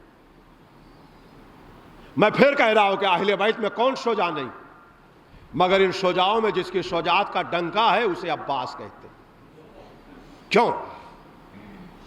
کیوں؟ اب اس سے زیادہ میں ممبر سے تھوڑی وضاحت کر سکتا ہوں۔ کون شجاع نہیں؟ اہل بیت میں کون شجاع نہیں؟ جنگ صفین میں امام حسن نے تنہا فرات پہ قبضہ کیا۔ امام حسین کی شجاعت یہ ہے کہ کربلا میں جتنے میں سب نے مارا، تنہا حسین نے قتل کیا۔ محمد ابن حنفیہ جو ان کے بھائی تھے، ان کی شجاعت کا یہ عالم تھا کہ جنگ میں ایک زرہ امیر المومنین کے پاس آئی جو 7 چادر لوہے کی تھی جو اس میں جوڑی گئی تھی، وہ زرہ بڑی ہو گئی۔ علی نے نشان لگا کے محمد ابن حنفیہ کو دیا کہ حداد لوہار کے پاس جاؤ اور اتنی زرہ کٹوا کے لاؤ۔ مالکی اشتر اور میسم سب بیٹھے تھے بڑے مجمع میں، میدان جنگ میں دیا کہ لے جاؤ اتنی کٹوا کے لاؤ۔ محمد ابن حنفیہ نے ایسے پکڑا جیسے کاغذ پکڑا جاتا ہے اور کہا بابا لوہار کے پاس جانے کی کیا ضرورت ہے، ایسے چیر دیا جیسے کاغذ چیرا جاتا ہے۔ محمد ابن حنفیہ۔ عبداللہ جناب زینب کے شوہر جن سے پورا شام خوف زدہ ہوتا تھا، کون خوف زدہ؟ مسلم ابن عقیل جن کو امیر المومنین نے خود فن حرب سکھایا تھا۔ یہ سب بڑی سے بڑی ہستیاں، ان کے درمیان افجع آل محمد عباس کو کہا۔ مختصر کرے جناب عباس کی شجاعت میں نے کہا کہ مشہور کیوں زیادہ ہے؟ آج کے زمانے میں تلوار کی جنگ ہوتی نہیں تو میں آپ کو بتاؤں کیا، مگر کبھی ٹی وی میں پرانا سیریل آئے تو اس میں آپ دیکھیے گا کہ تلوار کی لڑائی کیسے ہوتی۔ شجاعت عباس کیوں زیادہ مشہور ہے اس کے لیے ایک جملہ کہہ رہا ہوں، بس پھر مصائب کی طرف۔ کہ تلوار کی جنگ آپ دیکھیں گے تو جب آدمی مقابلے میں جاتا ہے تو بیچ کا جو حصہ ہوتا ہے اس کو قلب لشکر کہتے ہیں، یعنی لشکر کا دل ہوتا ہے۔ رائٹ سائڈ کو میمنہ اور لیفٹ سائڈ کو میسرہ۔ جب آدمی سامنے سے لڑنے جاتا ہے تو پہلے رائٹ سائڈ کو میمنہ کو دبائے گا تاکہ اس کو کمزور کرے، مگر اس پھرتی اور تیزی کے ساتھ کہ یہ میسرہ والا پیچھے سے آ کے مار نہ دے، اس لیے کبھی میمنہ پہ حملہ، کبھی میسرہ پہ، کبھی میمنہ پہ، کبھی میسرہ، میمنہ اور میسرہ دونوں کو کمزور جب کر دیتا ہے تو پھر قلب لشکر کو ڈھکیل کے پیچھے کرتا ہے۔ ایسے ہی عرب میں لڑائی ہوتی تھی اور بنی ہاشم بھی ایسے ہی لڑتے تھے، مولا علی بھی ایسے ہی لڑتے تھے، میمنہ کو مارتے تھے، میسرہ کو، قلب لشکر۔ بنی ہاشم میں تنہا سرکار باب الہوائج ابو الفضل العباس تھے، جن کا گھوڑے کا قد بڑا تھا، اس کے بال بہت بڑے بڑے تھے، ان کے علاوہ جو وہ پیشانی ہوتی تھی یا پیچھے کا حصہ اتنا بال بڑا تھا کہ کوئی بیٹھتا تو ڈھک جاتا تھا۔ جناب عباس بیٹھتے تھے اپنے گھوڑے پہ تو دونوں ہاتھ سے تلوار چلاتے ہوئے اس پار سے اس پار جاتے تھے، اس پار سے اس پار آتے تھے، دائیں سے بائیں، بائیں سے دائیں، اس کے بعد کعوہ مار کے اسے گول لڑتے تھے۔ یعنی جناب عباس جب محاذ جنگ پر آتے تھے تو نہ دشمن کا میمنہ رہتا تھا، نہ میسرہ رہتا تھا، نہ قلب لشکر رہتا تھا، چاروں طرف گھوم کے عباس عباس عباس عباس عباس دکھائی دیتے، سب منتشر ہو جاتے تھے، مجمع پھٹ جاتا تھا۔ اسی لیے شجاعت عباس سب سے زیادہ مشہور۔ دوسری وجہ جناب عباس کی شجاعت کی یہ ہے کہ جو عرب میں لوگ تلوار چلاتے تھے تو یوں مارتے تھے، یعنی سر پہ وار کیا یا کندھے پہ وار کیا، اوپر سے نیچے ایسے کاٹتے تھے، یا ایسے چلاتے تھے ٹیڑھی تلوار، دائیں سے بائیں ایسے مار دیا، یعنی یہاں سے ایسے کٹ گیا، یا اوپر سے نیچے یا دائیں سے بائیں یا بائیں سے دائیں ایسے کاٹتے تھے۔ جناب عباس تنہا اس شجاع کا نام ہے جو اوپر سے نیچے تلوار چلاتا تھا، دائیں سے بائیں چلاتا تھا، اور ایسے نیچے سے بھی تلوار چلا کے اوپر لاشے کو برابر سے چیر دیا کرتے تھے، ایسے اٹھا لیتے تھے پورے تلوار کے اوپر، نیزوں کے اوپر۔ اس لیے شجاعت عباس سب سے زیادہ مشہور ہے عرب میں۔ چنانچہ تاریخ اس بات کی شاہد ہے کہ جناب عباس کی شجاعت کا چرچا، میں ایک جھلک میں آپ کو دکھا رہا۔ ضعیفی کی جنگ ہے مولا علی کی، لیلۃ الحریر، صفین میں اندھیری رات، گھماسان کی لڑائی، ٹھنڈک، معمولی کرتا پہنے ہوئے اس ٹھنڈک میں کڑاکے کی سردی، کالے گھوڑے پہ سوار، نہ چہرے پر جالی ہے، نہ سر پہ خود، نہ زیرہ، معمولی سا کرتا پہنے ہوئے یاہود ملاحود کی آواز بلند کر رہے تھے، اور یہ آواز جس کے کان میں جاتی تو اس سے پہلے اس کا سر زمین پہ گر جاتا۔ جب صبح ہوئے تو علی کا لشکر کافی زخمی ہو چکا تھا، امیر شام کا بھی لشکر زخمی تھا مگر اس کی تعداد زیادہ تھی، علی کے لشکر کی تعداد کم تھی۔ اب اس روایت کا ناقل چیف کمانڈر مالک اشتر، مالک اشتر آگے بڑھے اور کہا مولا آج پورے دن کے لیے جنگ روک دیجئے تاکہ جو لوگ زخمی ہیں ان کی مرہم پٹی ہو جاؤ، ہڈیاں ٹوٹیاں باندھ لیں اور پھر ہم تازہ دم ہو کے حوصلے سے کل لڑیں۔ پورے لشکر نے علی کو گھیرا، مولا جنگ روکیے، مولا جنگ روکیے، مولا جنگ روکیے۔ علی اپنے گھوڑے کا کعوہ بھر رہے تھے اور ایک ٹیلے پہ جا کے کھڑے ہوئے، چاروں طرف سے صحابہ نے گھیر لی، مولا جنگ روکیے، مولا جنگ روکیے۔ علی نے بآواز جلن کہا مالک جنگ نہیں رکے گی، مالک میرا موضوع ہے، علی کے وارث کو عباس کہتے ہیں، وہی میں ثابت کر رہا ہوں روایتوں۔ کہا مولا جنگ نہیں رکے گی، مولا فرماتے ہیں جنگ نہیں رکے گی مالک۔ مالک اشتر کہتے ہیں مولا تو لشکر تو زخمی ہے، لڑے گا کون؟ علی نے سینے پہ ہاتھ مار کے کہا مالک نہ گھبراؤ، آج میرا بیٹا لڑے گا، تنہا دن بھر۔ عباس کا سینہ مبارک 11.5 سال، کہا آج میرا بیٹا لڑے گا۔ امام حسن کھڑے ہوئے، بابا اجازت ہے؟ کہا نہیں بیٹھ جاؤ۔ امام حسین کھڑے ہوئے، بابا اجازت ہے؟ کہا بیٹھ جاؤ۔ امام حسین کہتے ہیں بابا آپ ہی نے تو کہا آج میرا بیٹا لڑے گا۔ کہا حسن حسین تم دونوں محمد کے بیٹے ہو، آج میرا بیٹا لڑے گا، تم دونوں محمد کی امانت ہو، ان کے بیٹے۔ سارا مجمع دیکھتا رہا کہ اب کیا ہوگا۔ امیر المومنین نے کہا عباس قریب آؤ، بہت مختصر کر رہا ہے اس لیے کہ گھڑی بہت تیزی سے آگے بڑھ رہی ہے، نماز سے پہلے مجلس کو ختم کرنا ہے۔ کہا آج میرا بیٹا لڑے۔ عباس سے کہا قریب آؤ، اپنے سر کا امامہ اتارا، عباس کے سر پہ رکھا۔ جس کو فضائل برداشت نہ ہو وہ نہ سنے، اگر روایت میں نہ ہو تو میں ذمہ دار۔ بات آپ کی سمجھ میں آئی؟ یہی علی نے اپنا امامہ ابن عباس کے سر پہ تھوڑی دیر کے لیے رکھا تو کیا کہا تھا؟ مولا ہٹائیے سر پھٹا جا رہا ہے۔ عباس وہ ہے جو لباس معصوم برداشت کرتا ہے، عباس وہ ہے جو لباس معصوم برداشت کرتا ہے۔ اپنا ماما تیار کیا۔ اچھا یہ دماغ میں رہے کہ ابھی عباس کی نقاب کشائی نہیں ہوئی، ابھی عباس نقاب پہنتے تھے، سن 36 ہجری تک عباس نقاب پہنتے تھے۔ عباس سے کہا میرے لال جاؤ آج تمہیں دن بھر لڑنا ہے، جاؤ میرے لال آج تمہیں دن بھر لڑنا۔ عباس نے تلوار اٹھائی، عباس کے گھوڑے کا نام مرتجز تھا، جس پر سوار ہوئے دوڑتے ہوئے اس پار سے اس پار، بہت مختصر کرو میری طرح کہ اس پار سے اس پار، دائیں سے بائیں، بائیں سے دائیں، اس کے بعد کعبہ بھرا، پورے لشکر میں بھگدڑ مچ گئی، لاشوں پہ لاشیں گرنے لگیں۔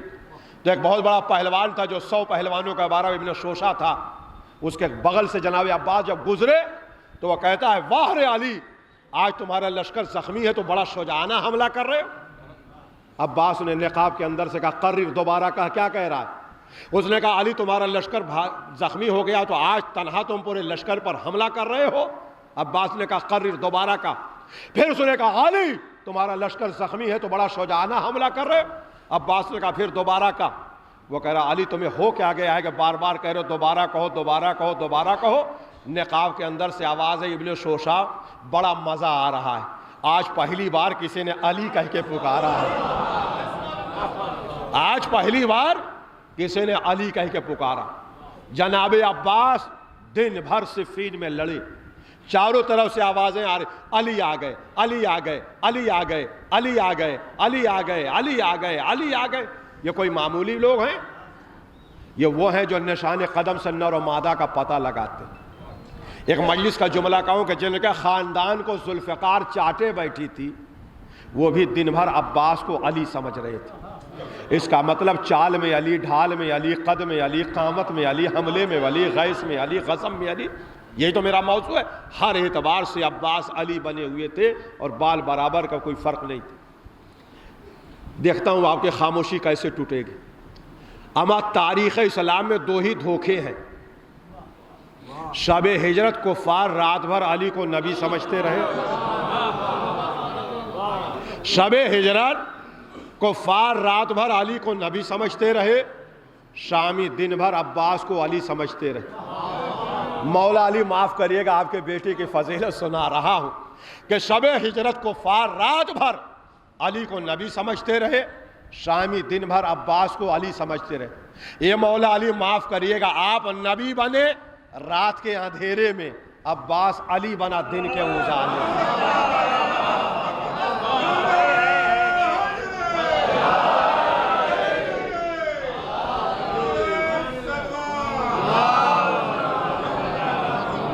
اب جب بھاگ دوڑ مچے، کسی میں ہمت نہ تھی کہ علی عباس کے مقابلے میں جائے، اور یہ ہوا کہ آج علی کے مقابلے میں جو جائے گا وہ مارا جائے۔ عمر عاص پریشان ہوا، امیر شام سے کہا، اس نے کہا گھبراؤ نہیں، ابن شوشا کو بلاؤ جو 100 پہلوانوں کے برابر تھا۔ کہا جاؤ علی کا کام تمام کر دو، جتنا انعام کہو گے دیں گے۔ اس نے کہا تمہارے پیسے کے لیے ہم اپنا نام خراب نہیں کریں گے۔ وہ بڑا گھمنڈی تھا، اس نے کہا کہ ہماری طاقت 100 پہلوانوں کے برابر ہوتی ہے، 100 سے ہم اکیلے لڑتے، علی سے لڑنا ہماری بزدلی۔ امیر شام نے کہا تیرا دماغ خراب ہے، تو 100 کے برابر، اس وقت علی پورے لشکر کے برابر، جاؤ مقابلے۔ وہ کہا نہیں ہم نہیں جائیں گے۔ کہا تب؟ کہا ایک راستہ یہ ہے کہ ہمارے 7 بیٹے ہیں، اس میں ایک بیٹا علی کو مارنے کے لیے کافی۔ کہا ٹھیک ہے بیٹوں کو بھیجو۔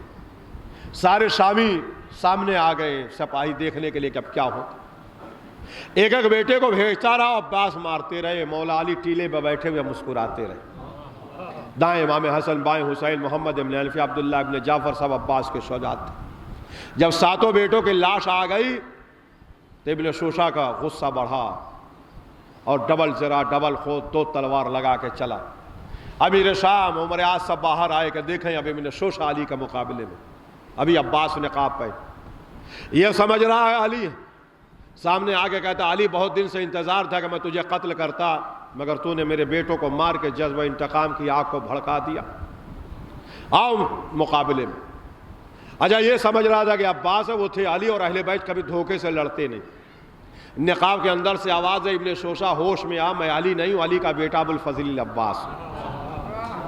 اس نے کہا یہ تو اور اچھا ہوا، پہلے تجھے مار کے اپنے بیٹوں کا بدلہ لوں گا، جب تیرا باپ آئے گا تو اپنا بدلہ لوں گا۔ جناب عباس نے کہا تو پھر سنبھل۔ اب اس نے حملے پہ حملہ کرنا شروع کیا، عباس نے روکنا شروع کیا۔ مجمع کہہ رہا واہ رے علی، یہ وار بھی خالی، واہ رے علی، یہ وار بھی خالی، واہ رے علی، یہ وار بھی خالی، واہ رے علی۔ جب بالکل تھک گیا تو جناب عباس نے کہا کہ اب میں حملہ کر رہا ہوں، تو روک۔ اب لوگوں نے سوچا کہ دیکھیں اب یہ روک پاتا ہے کہ نہیں۔ جناب عباس نے حملہ کیا، ایسا لگا کہ وار خالی چلا گیا، ایسا لگا کہ وار خالی چلا گیا. تھوڑی دیر کے بعد جب گھوڑا ہیلا تو آدھی دھڑ ادھر گر گئی آدھی ادھر گر گئی. جناب عباس نے ایسی سبکی سے وار کیا, اتنی جلدی پھرتی سے وار کیا کہ لوگوں کے تارے نظر کٹ گئے. کب تلوار چلی گئی کسی کو دکھائی نہ دی. شامی چلانے لگا واہ رے علی واہ رے علی واہ رے علی واہ رے علی. اب بھگدڑ مچی, اب کہا کوئی نہیں لڑے. عمر یاس کہنے لگا امیر آؤ کیا ہوگا, اب تو جنگ ہم ہار گئے. اس نے کہا گھبراؤ نہیں, یہ بتاؤ ہمارا تیار لشکر کتنے کا ہے. بھائی یہی سن لیے, مجلس ختم. کہا 3 لاکھ کا ہے. کہا 3 لاکھ ایک ساتھ علی کے اوپر حملہ ور ہو جاؤ, چاروں طرف سے گھیر لو. 3 لاکھ ایک ساتھ حملہ ور ہو جاؤ. لہذا 3 لاکھ کا لشکر عباس کے اوپر حملہ ور ہوا, اور عباس نظروں سے اوجھل ہو گئے, بیچ میں آ گئے. اور عباس اس طرح سے گول لڑ رہے تھے مگر تینوں طرف سے لشکر تھا. اور یہ دماغ میں رہے کہ عباس نقاب پہن. جب مولا علی نے یہ دیکھا کہ 3 لاکھ کا لشکر عباس پہ حملہ ور ہو گیا اور عباس بیچ میں آ گئے, علی فوراً خیمے میں گئے. علی نے نقاب پہنی, ہاتھ میں ذوالفقار لیا, اپنے گھوڑے پہ سوار ہوئے, گھوڑے کو دوڑاتے ہوئے مجمع کو چیر کے اب میرے طرف دیکھا, میں جنگ دیکھا. عباس کے برابر اپنے گھوڑے کو لگا لیا. کہا میرے لال بائیں کو تم مارو دائیں کو میں مار رہا ہوں, بائیں کو تم مارو دائیں کو میں مار رہا ہوں, بائیں کو تم مارو دائیں کو. اب جب بھگدڑ مچی تو امیر شام خیمے سے نکل کر عمر یاس سے کہہ رہا ارے عمر یاس یہ کیا ہو گیا, ارے عمر یاس یہ کیا ہو گیا, ارے عمر یاس یہ کیا ہو گیا. کہا یہی تو میں بھی دیکھ رہا ہوں کہ صبح سے ظہر تک ایک علی تھا, یہ 2 کہاں سے آ گئے.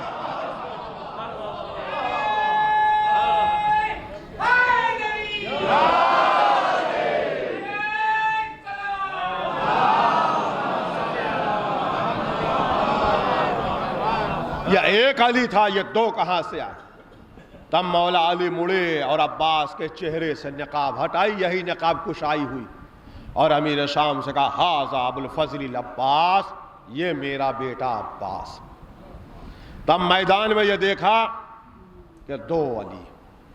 عباس شکل میں, صورت میں, روم میں, دبدبے میں, کمالات میں, ہر اعتبار سے علی بہت شجاعت. کبھی موقع اور موضوع دیئے تو میں اس پر بھی پڑھوں گا. کربلا کی پوری لڑائی کی حکمت عملی سرکار باب الحوائج نے مرتب کی. عباس کا کارنامہ کربلا میں پڑھا ہی نہیں جاتا. 10 محرم کو پوری جنگ عباس نے لیڈ کی ہے. 6 لاکھ سے یا 3 لاکھ سے یا لاکھوں سے 70-72 آدمی پورے دن لڑ جائیں, یہ لیڈر کا کمال ہے. عباس کا کمال تھا جس نے اپنی فوج کی زندگی بڑھا دی. لشکر کیسے بڑھائی یہ ایک موضوع ہے, اس پر مایوسیں کریں تو میں بتاؤں کیسے لڑے جناب عباس پورے دن تک. یہ ساری حکمت عملی کربلا میں عباس کا کارنامہ نہیں بیان ہوتا. ہر ملک میں ایک لیڈر ہوتا ہے, ایک کمانڈر ہوتا ہے. لیڈر پالیسی بناتا ہے, کمانڈر جنگ کو کنٹرول کرتا ہے. کربلا کے لیڈر کا نام حسین ابن علی ہے اور کمانڈر کا نام عباس ابن علی ہے, جس نے اپنے لشکر کی زندگی بنائی. پتہ نہ کہاں کہاں سے کہانیاں سنائی جاتی ہیں کہ جناب عباس لڑے ہی نہیں. یا یہ جناب زینب نے جو خطبہ دیا جا کے دیکھیے کیا کہا. آدھے کو لشکر نے مارا, آدھے کو عباس نے مارا, اور آدھے کو امام حسین نے مارا. جتنے مارے گئے دشمن, اس کو آدھے کو حسین نے مارا, اس آدھے میں آدھا عباس نے مارا, اس آدھے میں آدھے پورے لشکر 72 نے مل کے. یہ ہے شجاعت عباس. جناب حمید ابن مسلم کہتا ہے کہ عباس کربلا میں اپنے لشکر کی زندگی بڑھاتے تھے. یہ جو ایک آدمی کوئی جاتا تو گھر جاتا تھا, عباس کو پکارتا تھا. عباس ہر وقت گھوڑے پہ سوار رہے تھے اور اس کی مدد کے لیے دوڑتے تھے. اپنے گھوڑے کو دوڑاتے ہوئے اس پار سے اس پار جاتے تھے, دشمن بھاگ جاتے تھے, وہ تازہ دم کھڑا ہو کے پھر سے لڑنے لگتا. یہ جناب عباس کی شجاعت تھی. حمید ابن مسلم کہتا ہے کہ ہم نے دیکھا کہ جب عباس حملہ کرتے تھے تو فوجیں بھاگتی تھیں تو اپنے دونوں ہاتھ سروں پہ رکھ کے بھاگتی تھیں, اس لیے کہ کب عباس آ گئے, کب سر کٹ کے گر گیا پتہ ہی نہیں چلتا. ہر آدمی پیچھے والے سے پوچھتا تھا ہمارا سر ہے کہ نہیں, عباس ہے کہ نہیں. عباس تو نہیں آ گئے. میر انیس علیہ الرحمہ کی بیت سنیے, ایک بیت میر انیس کی سنا رہا ہوں, کربلا میں عباس نے کیسے جنگ کی. میر انیس کہتے ہیں 2 ہی جوان دیکھے ہیں دونوں جہان نے, عباس کربلا میں علی نہروان نے. 2 ہی جوان دیکھے ہیں دونوں جہان نے, عباس کربلا میں علی نہروان میں. ایسے سرکار باب الحوائج کربلا میں جنگ کر رہے. بس موضوع میرا یاد رکھیے گا, علی کے وارث کو عباس کہتے ہیں. اتنے دور دراز سے عزیز و اقارب ملنے جلنے والے سب جوانی کی موت ہے، سارے لوگ غمگین ہوئے، مگر میں زیادہ مرحومین کے پڑھنے کے بجائے اہل بیت کے مصائب و فضائل کو پڑھتا ہوں، اس لیے کہ ان کی روح کی خوشنودی اسی میں حاصل ہے۔ مگر ان کے بھائیوں، ان کی زوجہ، ان کے پسماندگان اور عزیزوں سے یہ کہوں گا کہ یہ سارے لوگ دور دراز سے آئے ہیں پرسہ دینے کے لیے۔ سب کو معلوم ہے کہ مردہ زندہ نہیں ہوتا، مگر لوگ آتے اس لیے ہیں کہ سوگوار کو تسلی ہوتی ہے کہ ہمارے بھائی، ہمارے شوہر، ہمارے باپ کے اتنے چاہنے والے۔ میر انیس کہتے ہیں کہ یہ رسم بھی کربلا میں مٹا دی گئی۔ عباس مر گئے، علی اکبر جدا ہوا، ہم سے کسی نے یہ بھی نہ پوچھا کہ کیا ہوا۔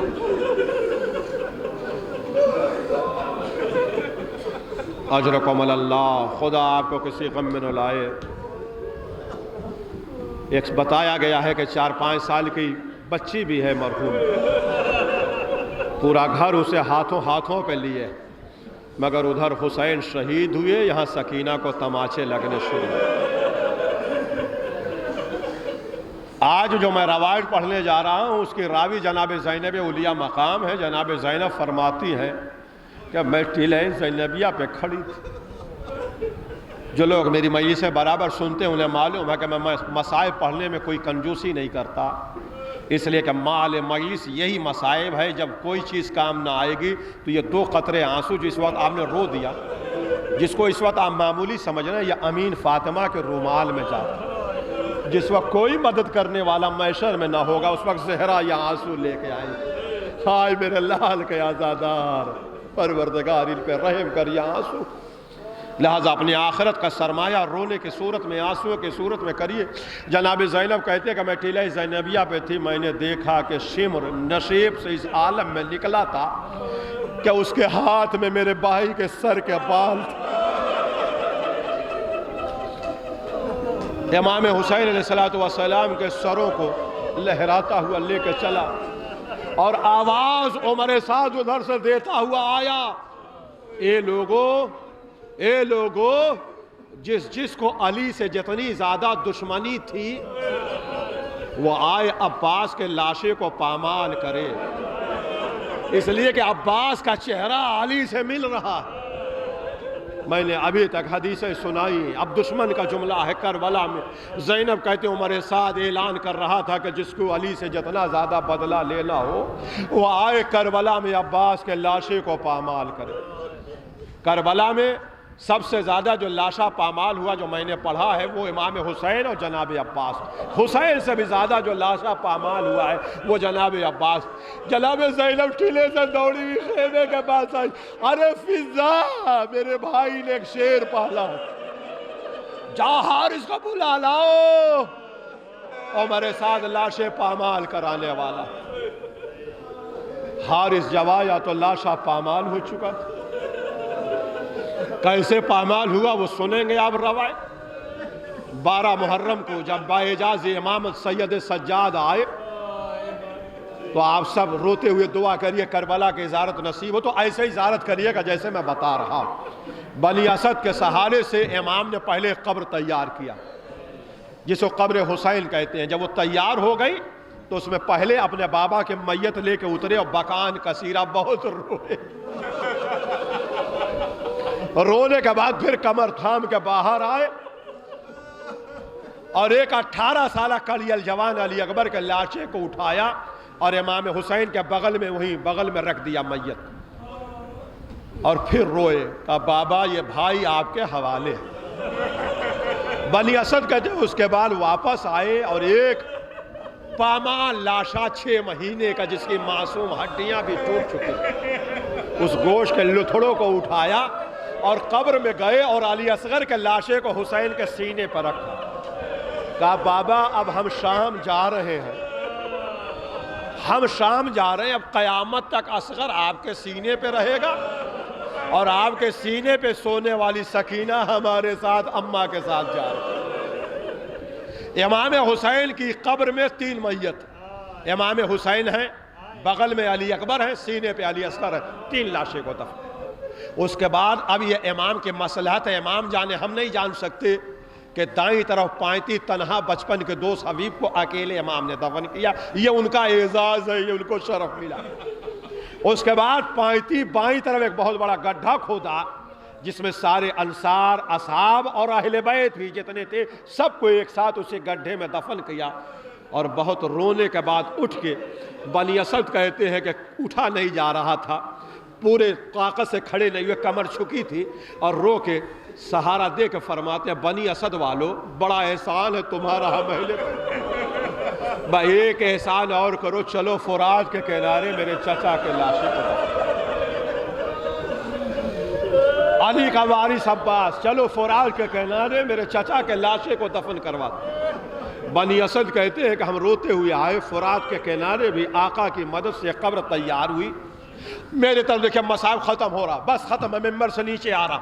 بنی اسد کہتے ہیں جب قبر تیار ہو گئی تو جیسے باپ کی میت لے کے اترے، علی اکبر کی میت لے کے اترے، گنج شہداء میں سارے شہیدوں کی میت لے کے اترے، حبیب کی میت لے کے اترے، ویسے توق و بیڑیوں زنجیر کو سنبھالا اور دونوں ہاتھ عباس کے لاشے کے نیچے رکھا، اور جیسے چاہا کہ لاشا اٹھائیں، لاشا ٹوٹ کے زمین پر، دوسری جگہ سے ہاتھ دیا لاشا ٹوٹ گیا، تیسری جگہ سے ہاتھ دیا لاشا ٹوٹ گیا، چوتھی جگہ سے 7 بار اٹھانا چاہا، 7 بار جہاں ہاتھ لگاتے تھے لاشا ٹوٹ جاتا تھا۔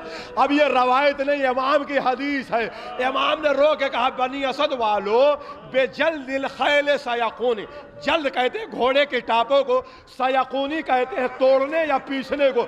امام نے رو کے کہا بنی اسد والو ظالموں نے گھوڑے کی ٹاپوں سے میرے چچا کی ہڈیوں کو جگہ جگہ سے توڑ ڈالا، پیس دیا۔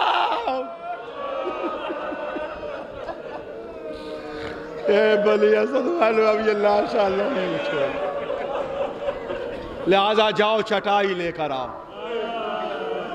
چٹائی میں گوشت کے لتھڑوں کو جمع کیا۔ ہمارے بہت بڑے مجتہد عالم جنہوں نے نہج البلاغہ جمع کیا، سید رضی ان کے بھائی بہت بڑے عالم تھے، سید مرتضیٰ عالم الہدیٰ، یہ جو ہم زیارت کے لیے جاتے جو زری دیکھتے ہیں نا، یہ قبر کے اوپر رکھی ہے، قبر جو ہے وہ نیچے تہخانے میں ہے، یہ زمین اوپر ہو گئی تو یہ زری رکھی ہے، قبر نیچے ہے۔ جو مراجع کرام ہوتے ہیں یا بڑی شخصیتیں ہوتی ہیں ان کو اجازت ملتی ہے نیچے جانے کی۔ سید مرتضیٰ نیچے جہاں پانی ہے وہاں زیارت کے لیے گئے، ان کے پیچھے ان کے بیٹے بھی تھے، وہ بھی مجتہد تھے، جیسے انہوں نے قبر کو دیکھا چیخ مار کے باپ سے لپٹ گئے، کہا بابا میں ایک بات بتا دیجئے ورنہ ہم مر جائیں گے بابا۔ سید مرتضیٰ کہتے خدا تجھے صبر دے، بتا کیا پوچھنا چاہتا ہے؟ کہا میں نے جتنی تاریخ پڑھی ہے اس میں تو یہی پڑھا کہ عباس بہت ہی طویل القامت تھے، یہ قبر تو کسی بچے کی لگ رہی ہے، یہ قبر تو کسی بچے کی لگ رہی ہے۔ سید مرتضیٰ رونے لگے کہ لاشا اتنا پامال ہو گیا تھا کہ امام سجاد نے گوشت کے لتھڑوں کو اٹھا اٹھا کے چٹائی میں رکھا جو گٹھری کی طرح بن گیا تھا، اور اسے لا کے اسی عالم میں دفن کیا۔ اجرکم اللہ۔ بنی اسد والے کہتے ہیں کہ اس کے بعد لاشے کو گٹھری کی صورت میں اٹھایا اور لے کے قبر میں اترے۔ بہت روئیے گا، ابھی مصائب میں ختم نہیں کر رہا ہوں، بس 2 جملہ کہے بغیر موضوع مکمل نہیں ہوگا۔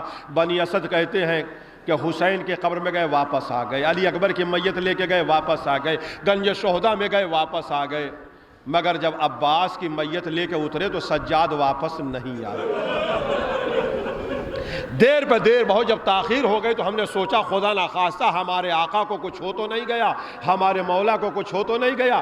اب جب ہم نے قبر میں جھانک کے دیکھا تو خدا کسی کو یہ منظر نہ دکھائے کہ سید سجاد اپنا چہرہ میت پہ رکھے ہوئے قبر میں مچھلی کی طرح تڑپ کے رو رہے تھے اور فریاد کر رہے تھے چچا آپ کے زندگی میں کسی میں مجال نہ تھی مگر آپ کے بعد ان ہاتھوں میں ہتھکڑیاں ہے، پیروں میں بیڑیاں ہے، چچا آپ کے بعد آپ کے زینب کی چادر چھن گئی، آپ کے سکینہ کو تماچے لگ رہے ہیں، آج ہم کوفے میں داخل ہو گئے، کوئی گرم گرم پانی پھینک رہا، کوئی آگ کے گولے پھینک رہا، آپ کے بعد لوگوں نے ہمیں غریب سمجھ لیا۔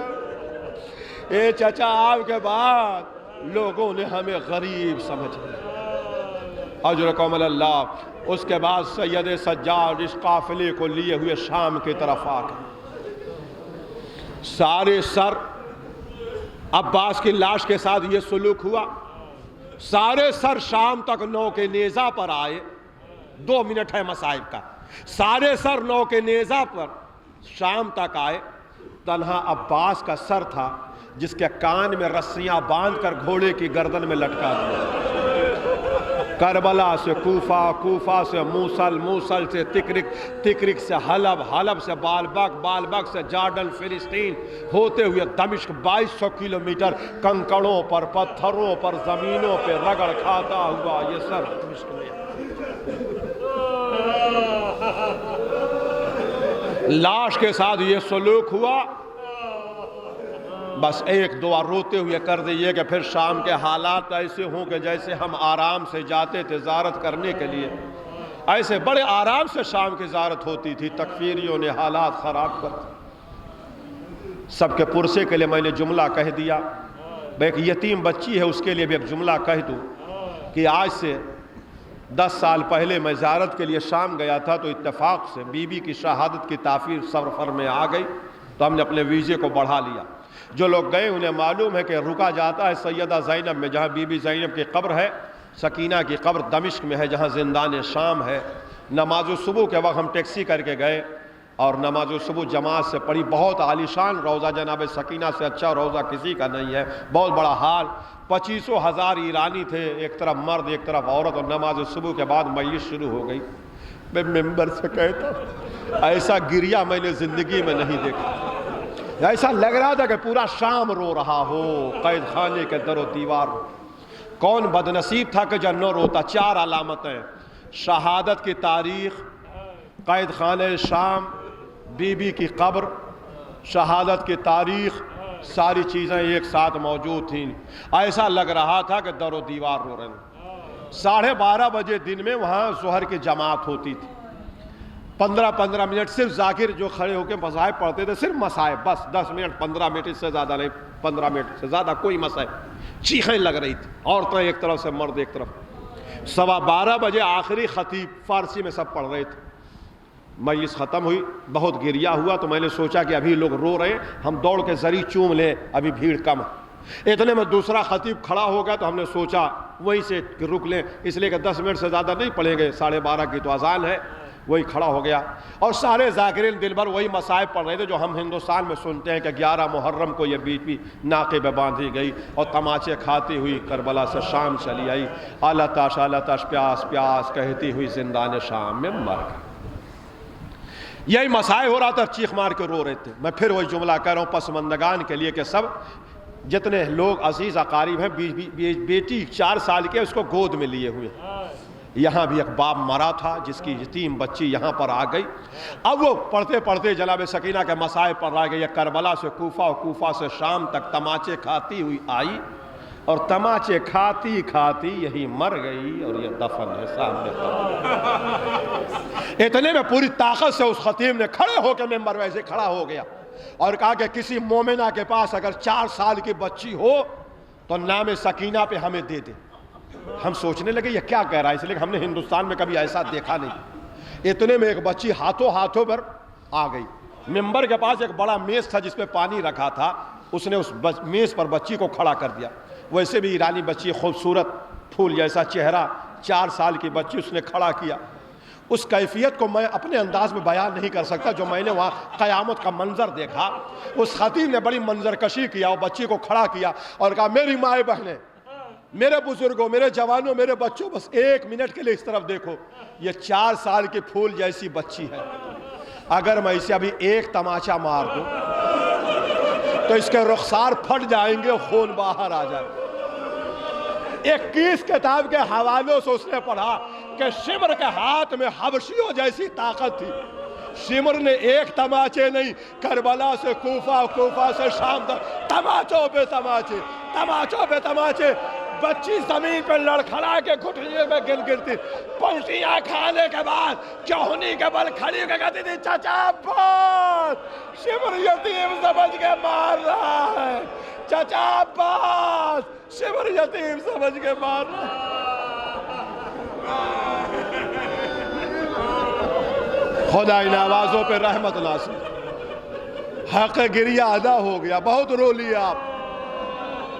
مگر میرے موضوع کی تکمیل مکمل نہیں ہوئی، لہذا آدھا منٹ کا یہ جملہ۔ اس کے بعد سکینہ کے مصائب کا یہ اثر تھا کہ شہادت سکینہ کے بعد ایسا انقلاب آیا کہ یزید کو رہا کرنا پڑا۔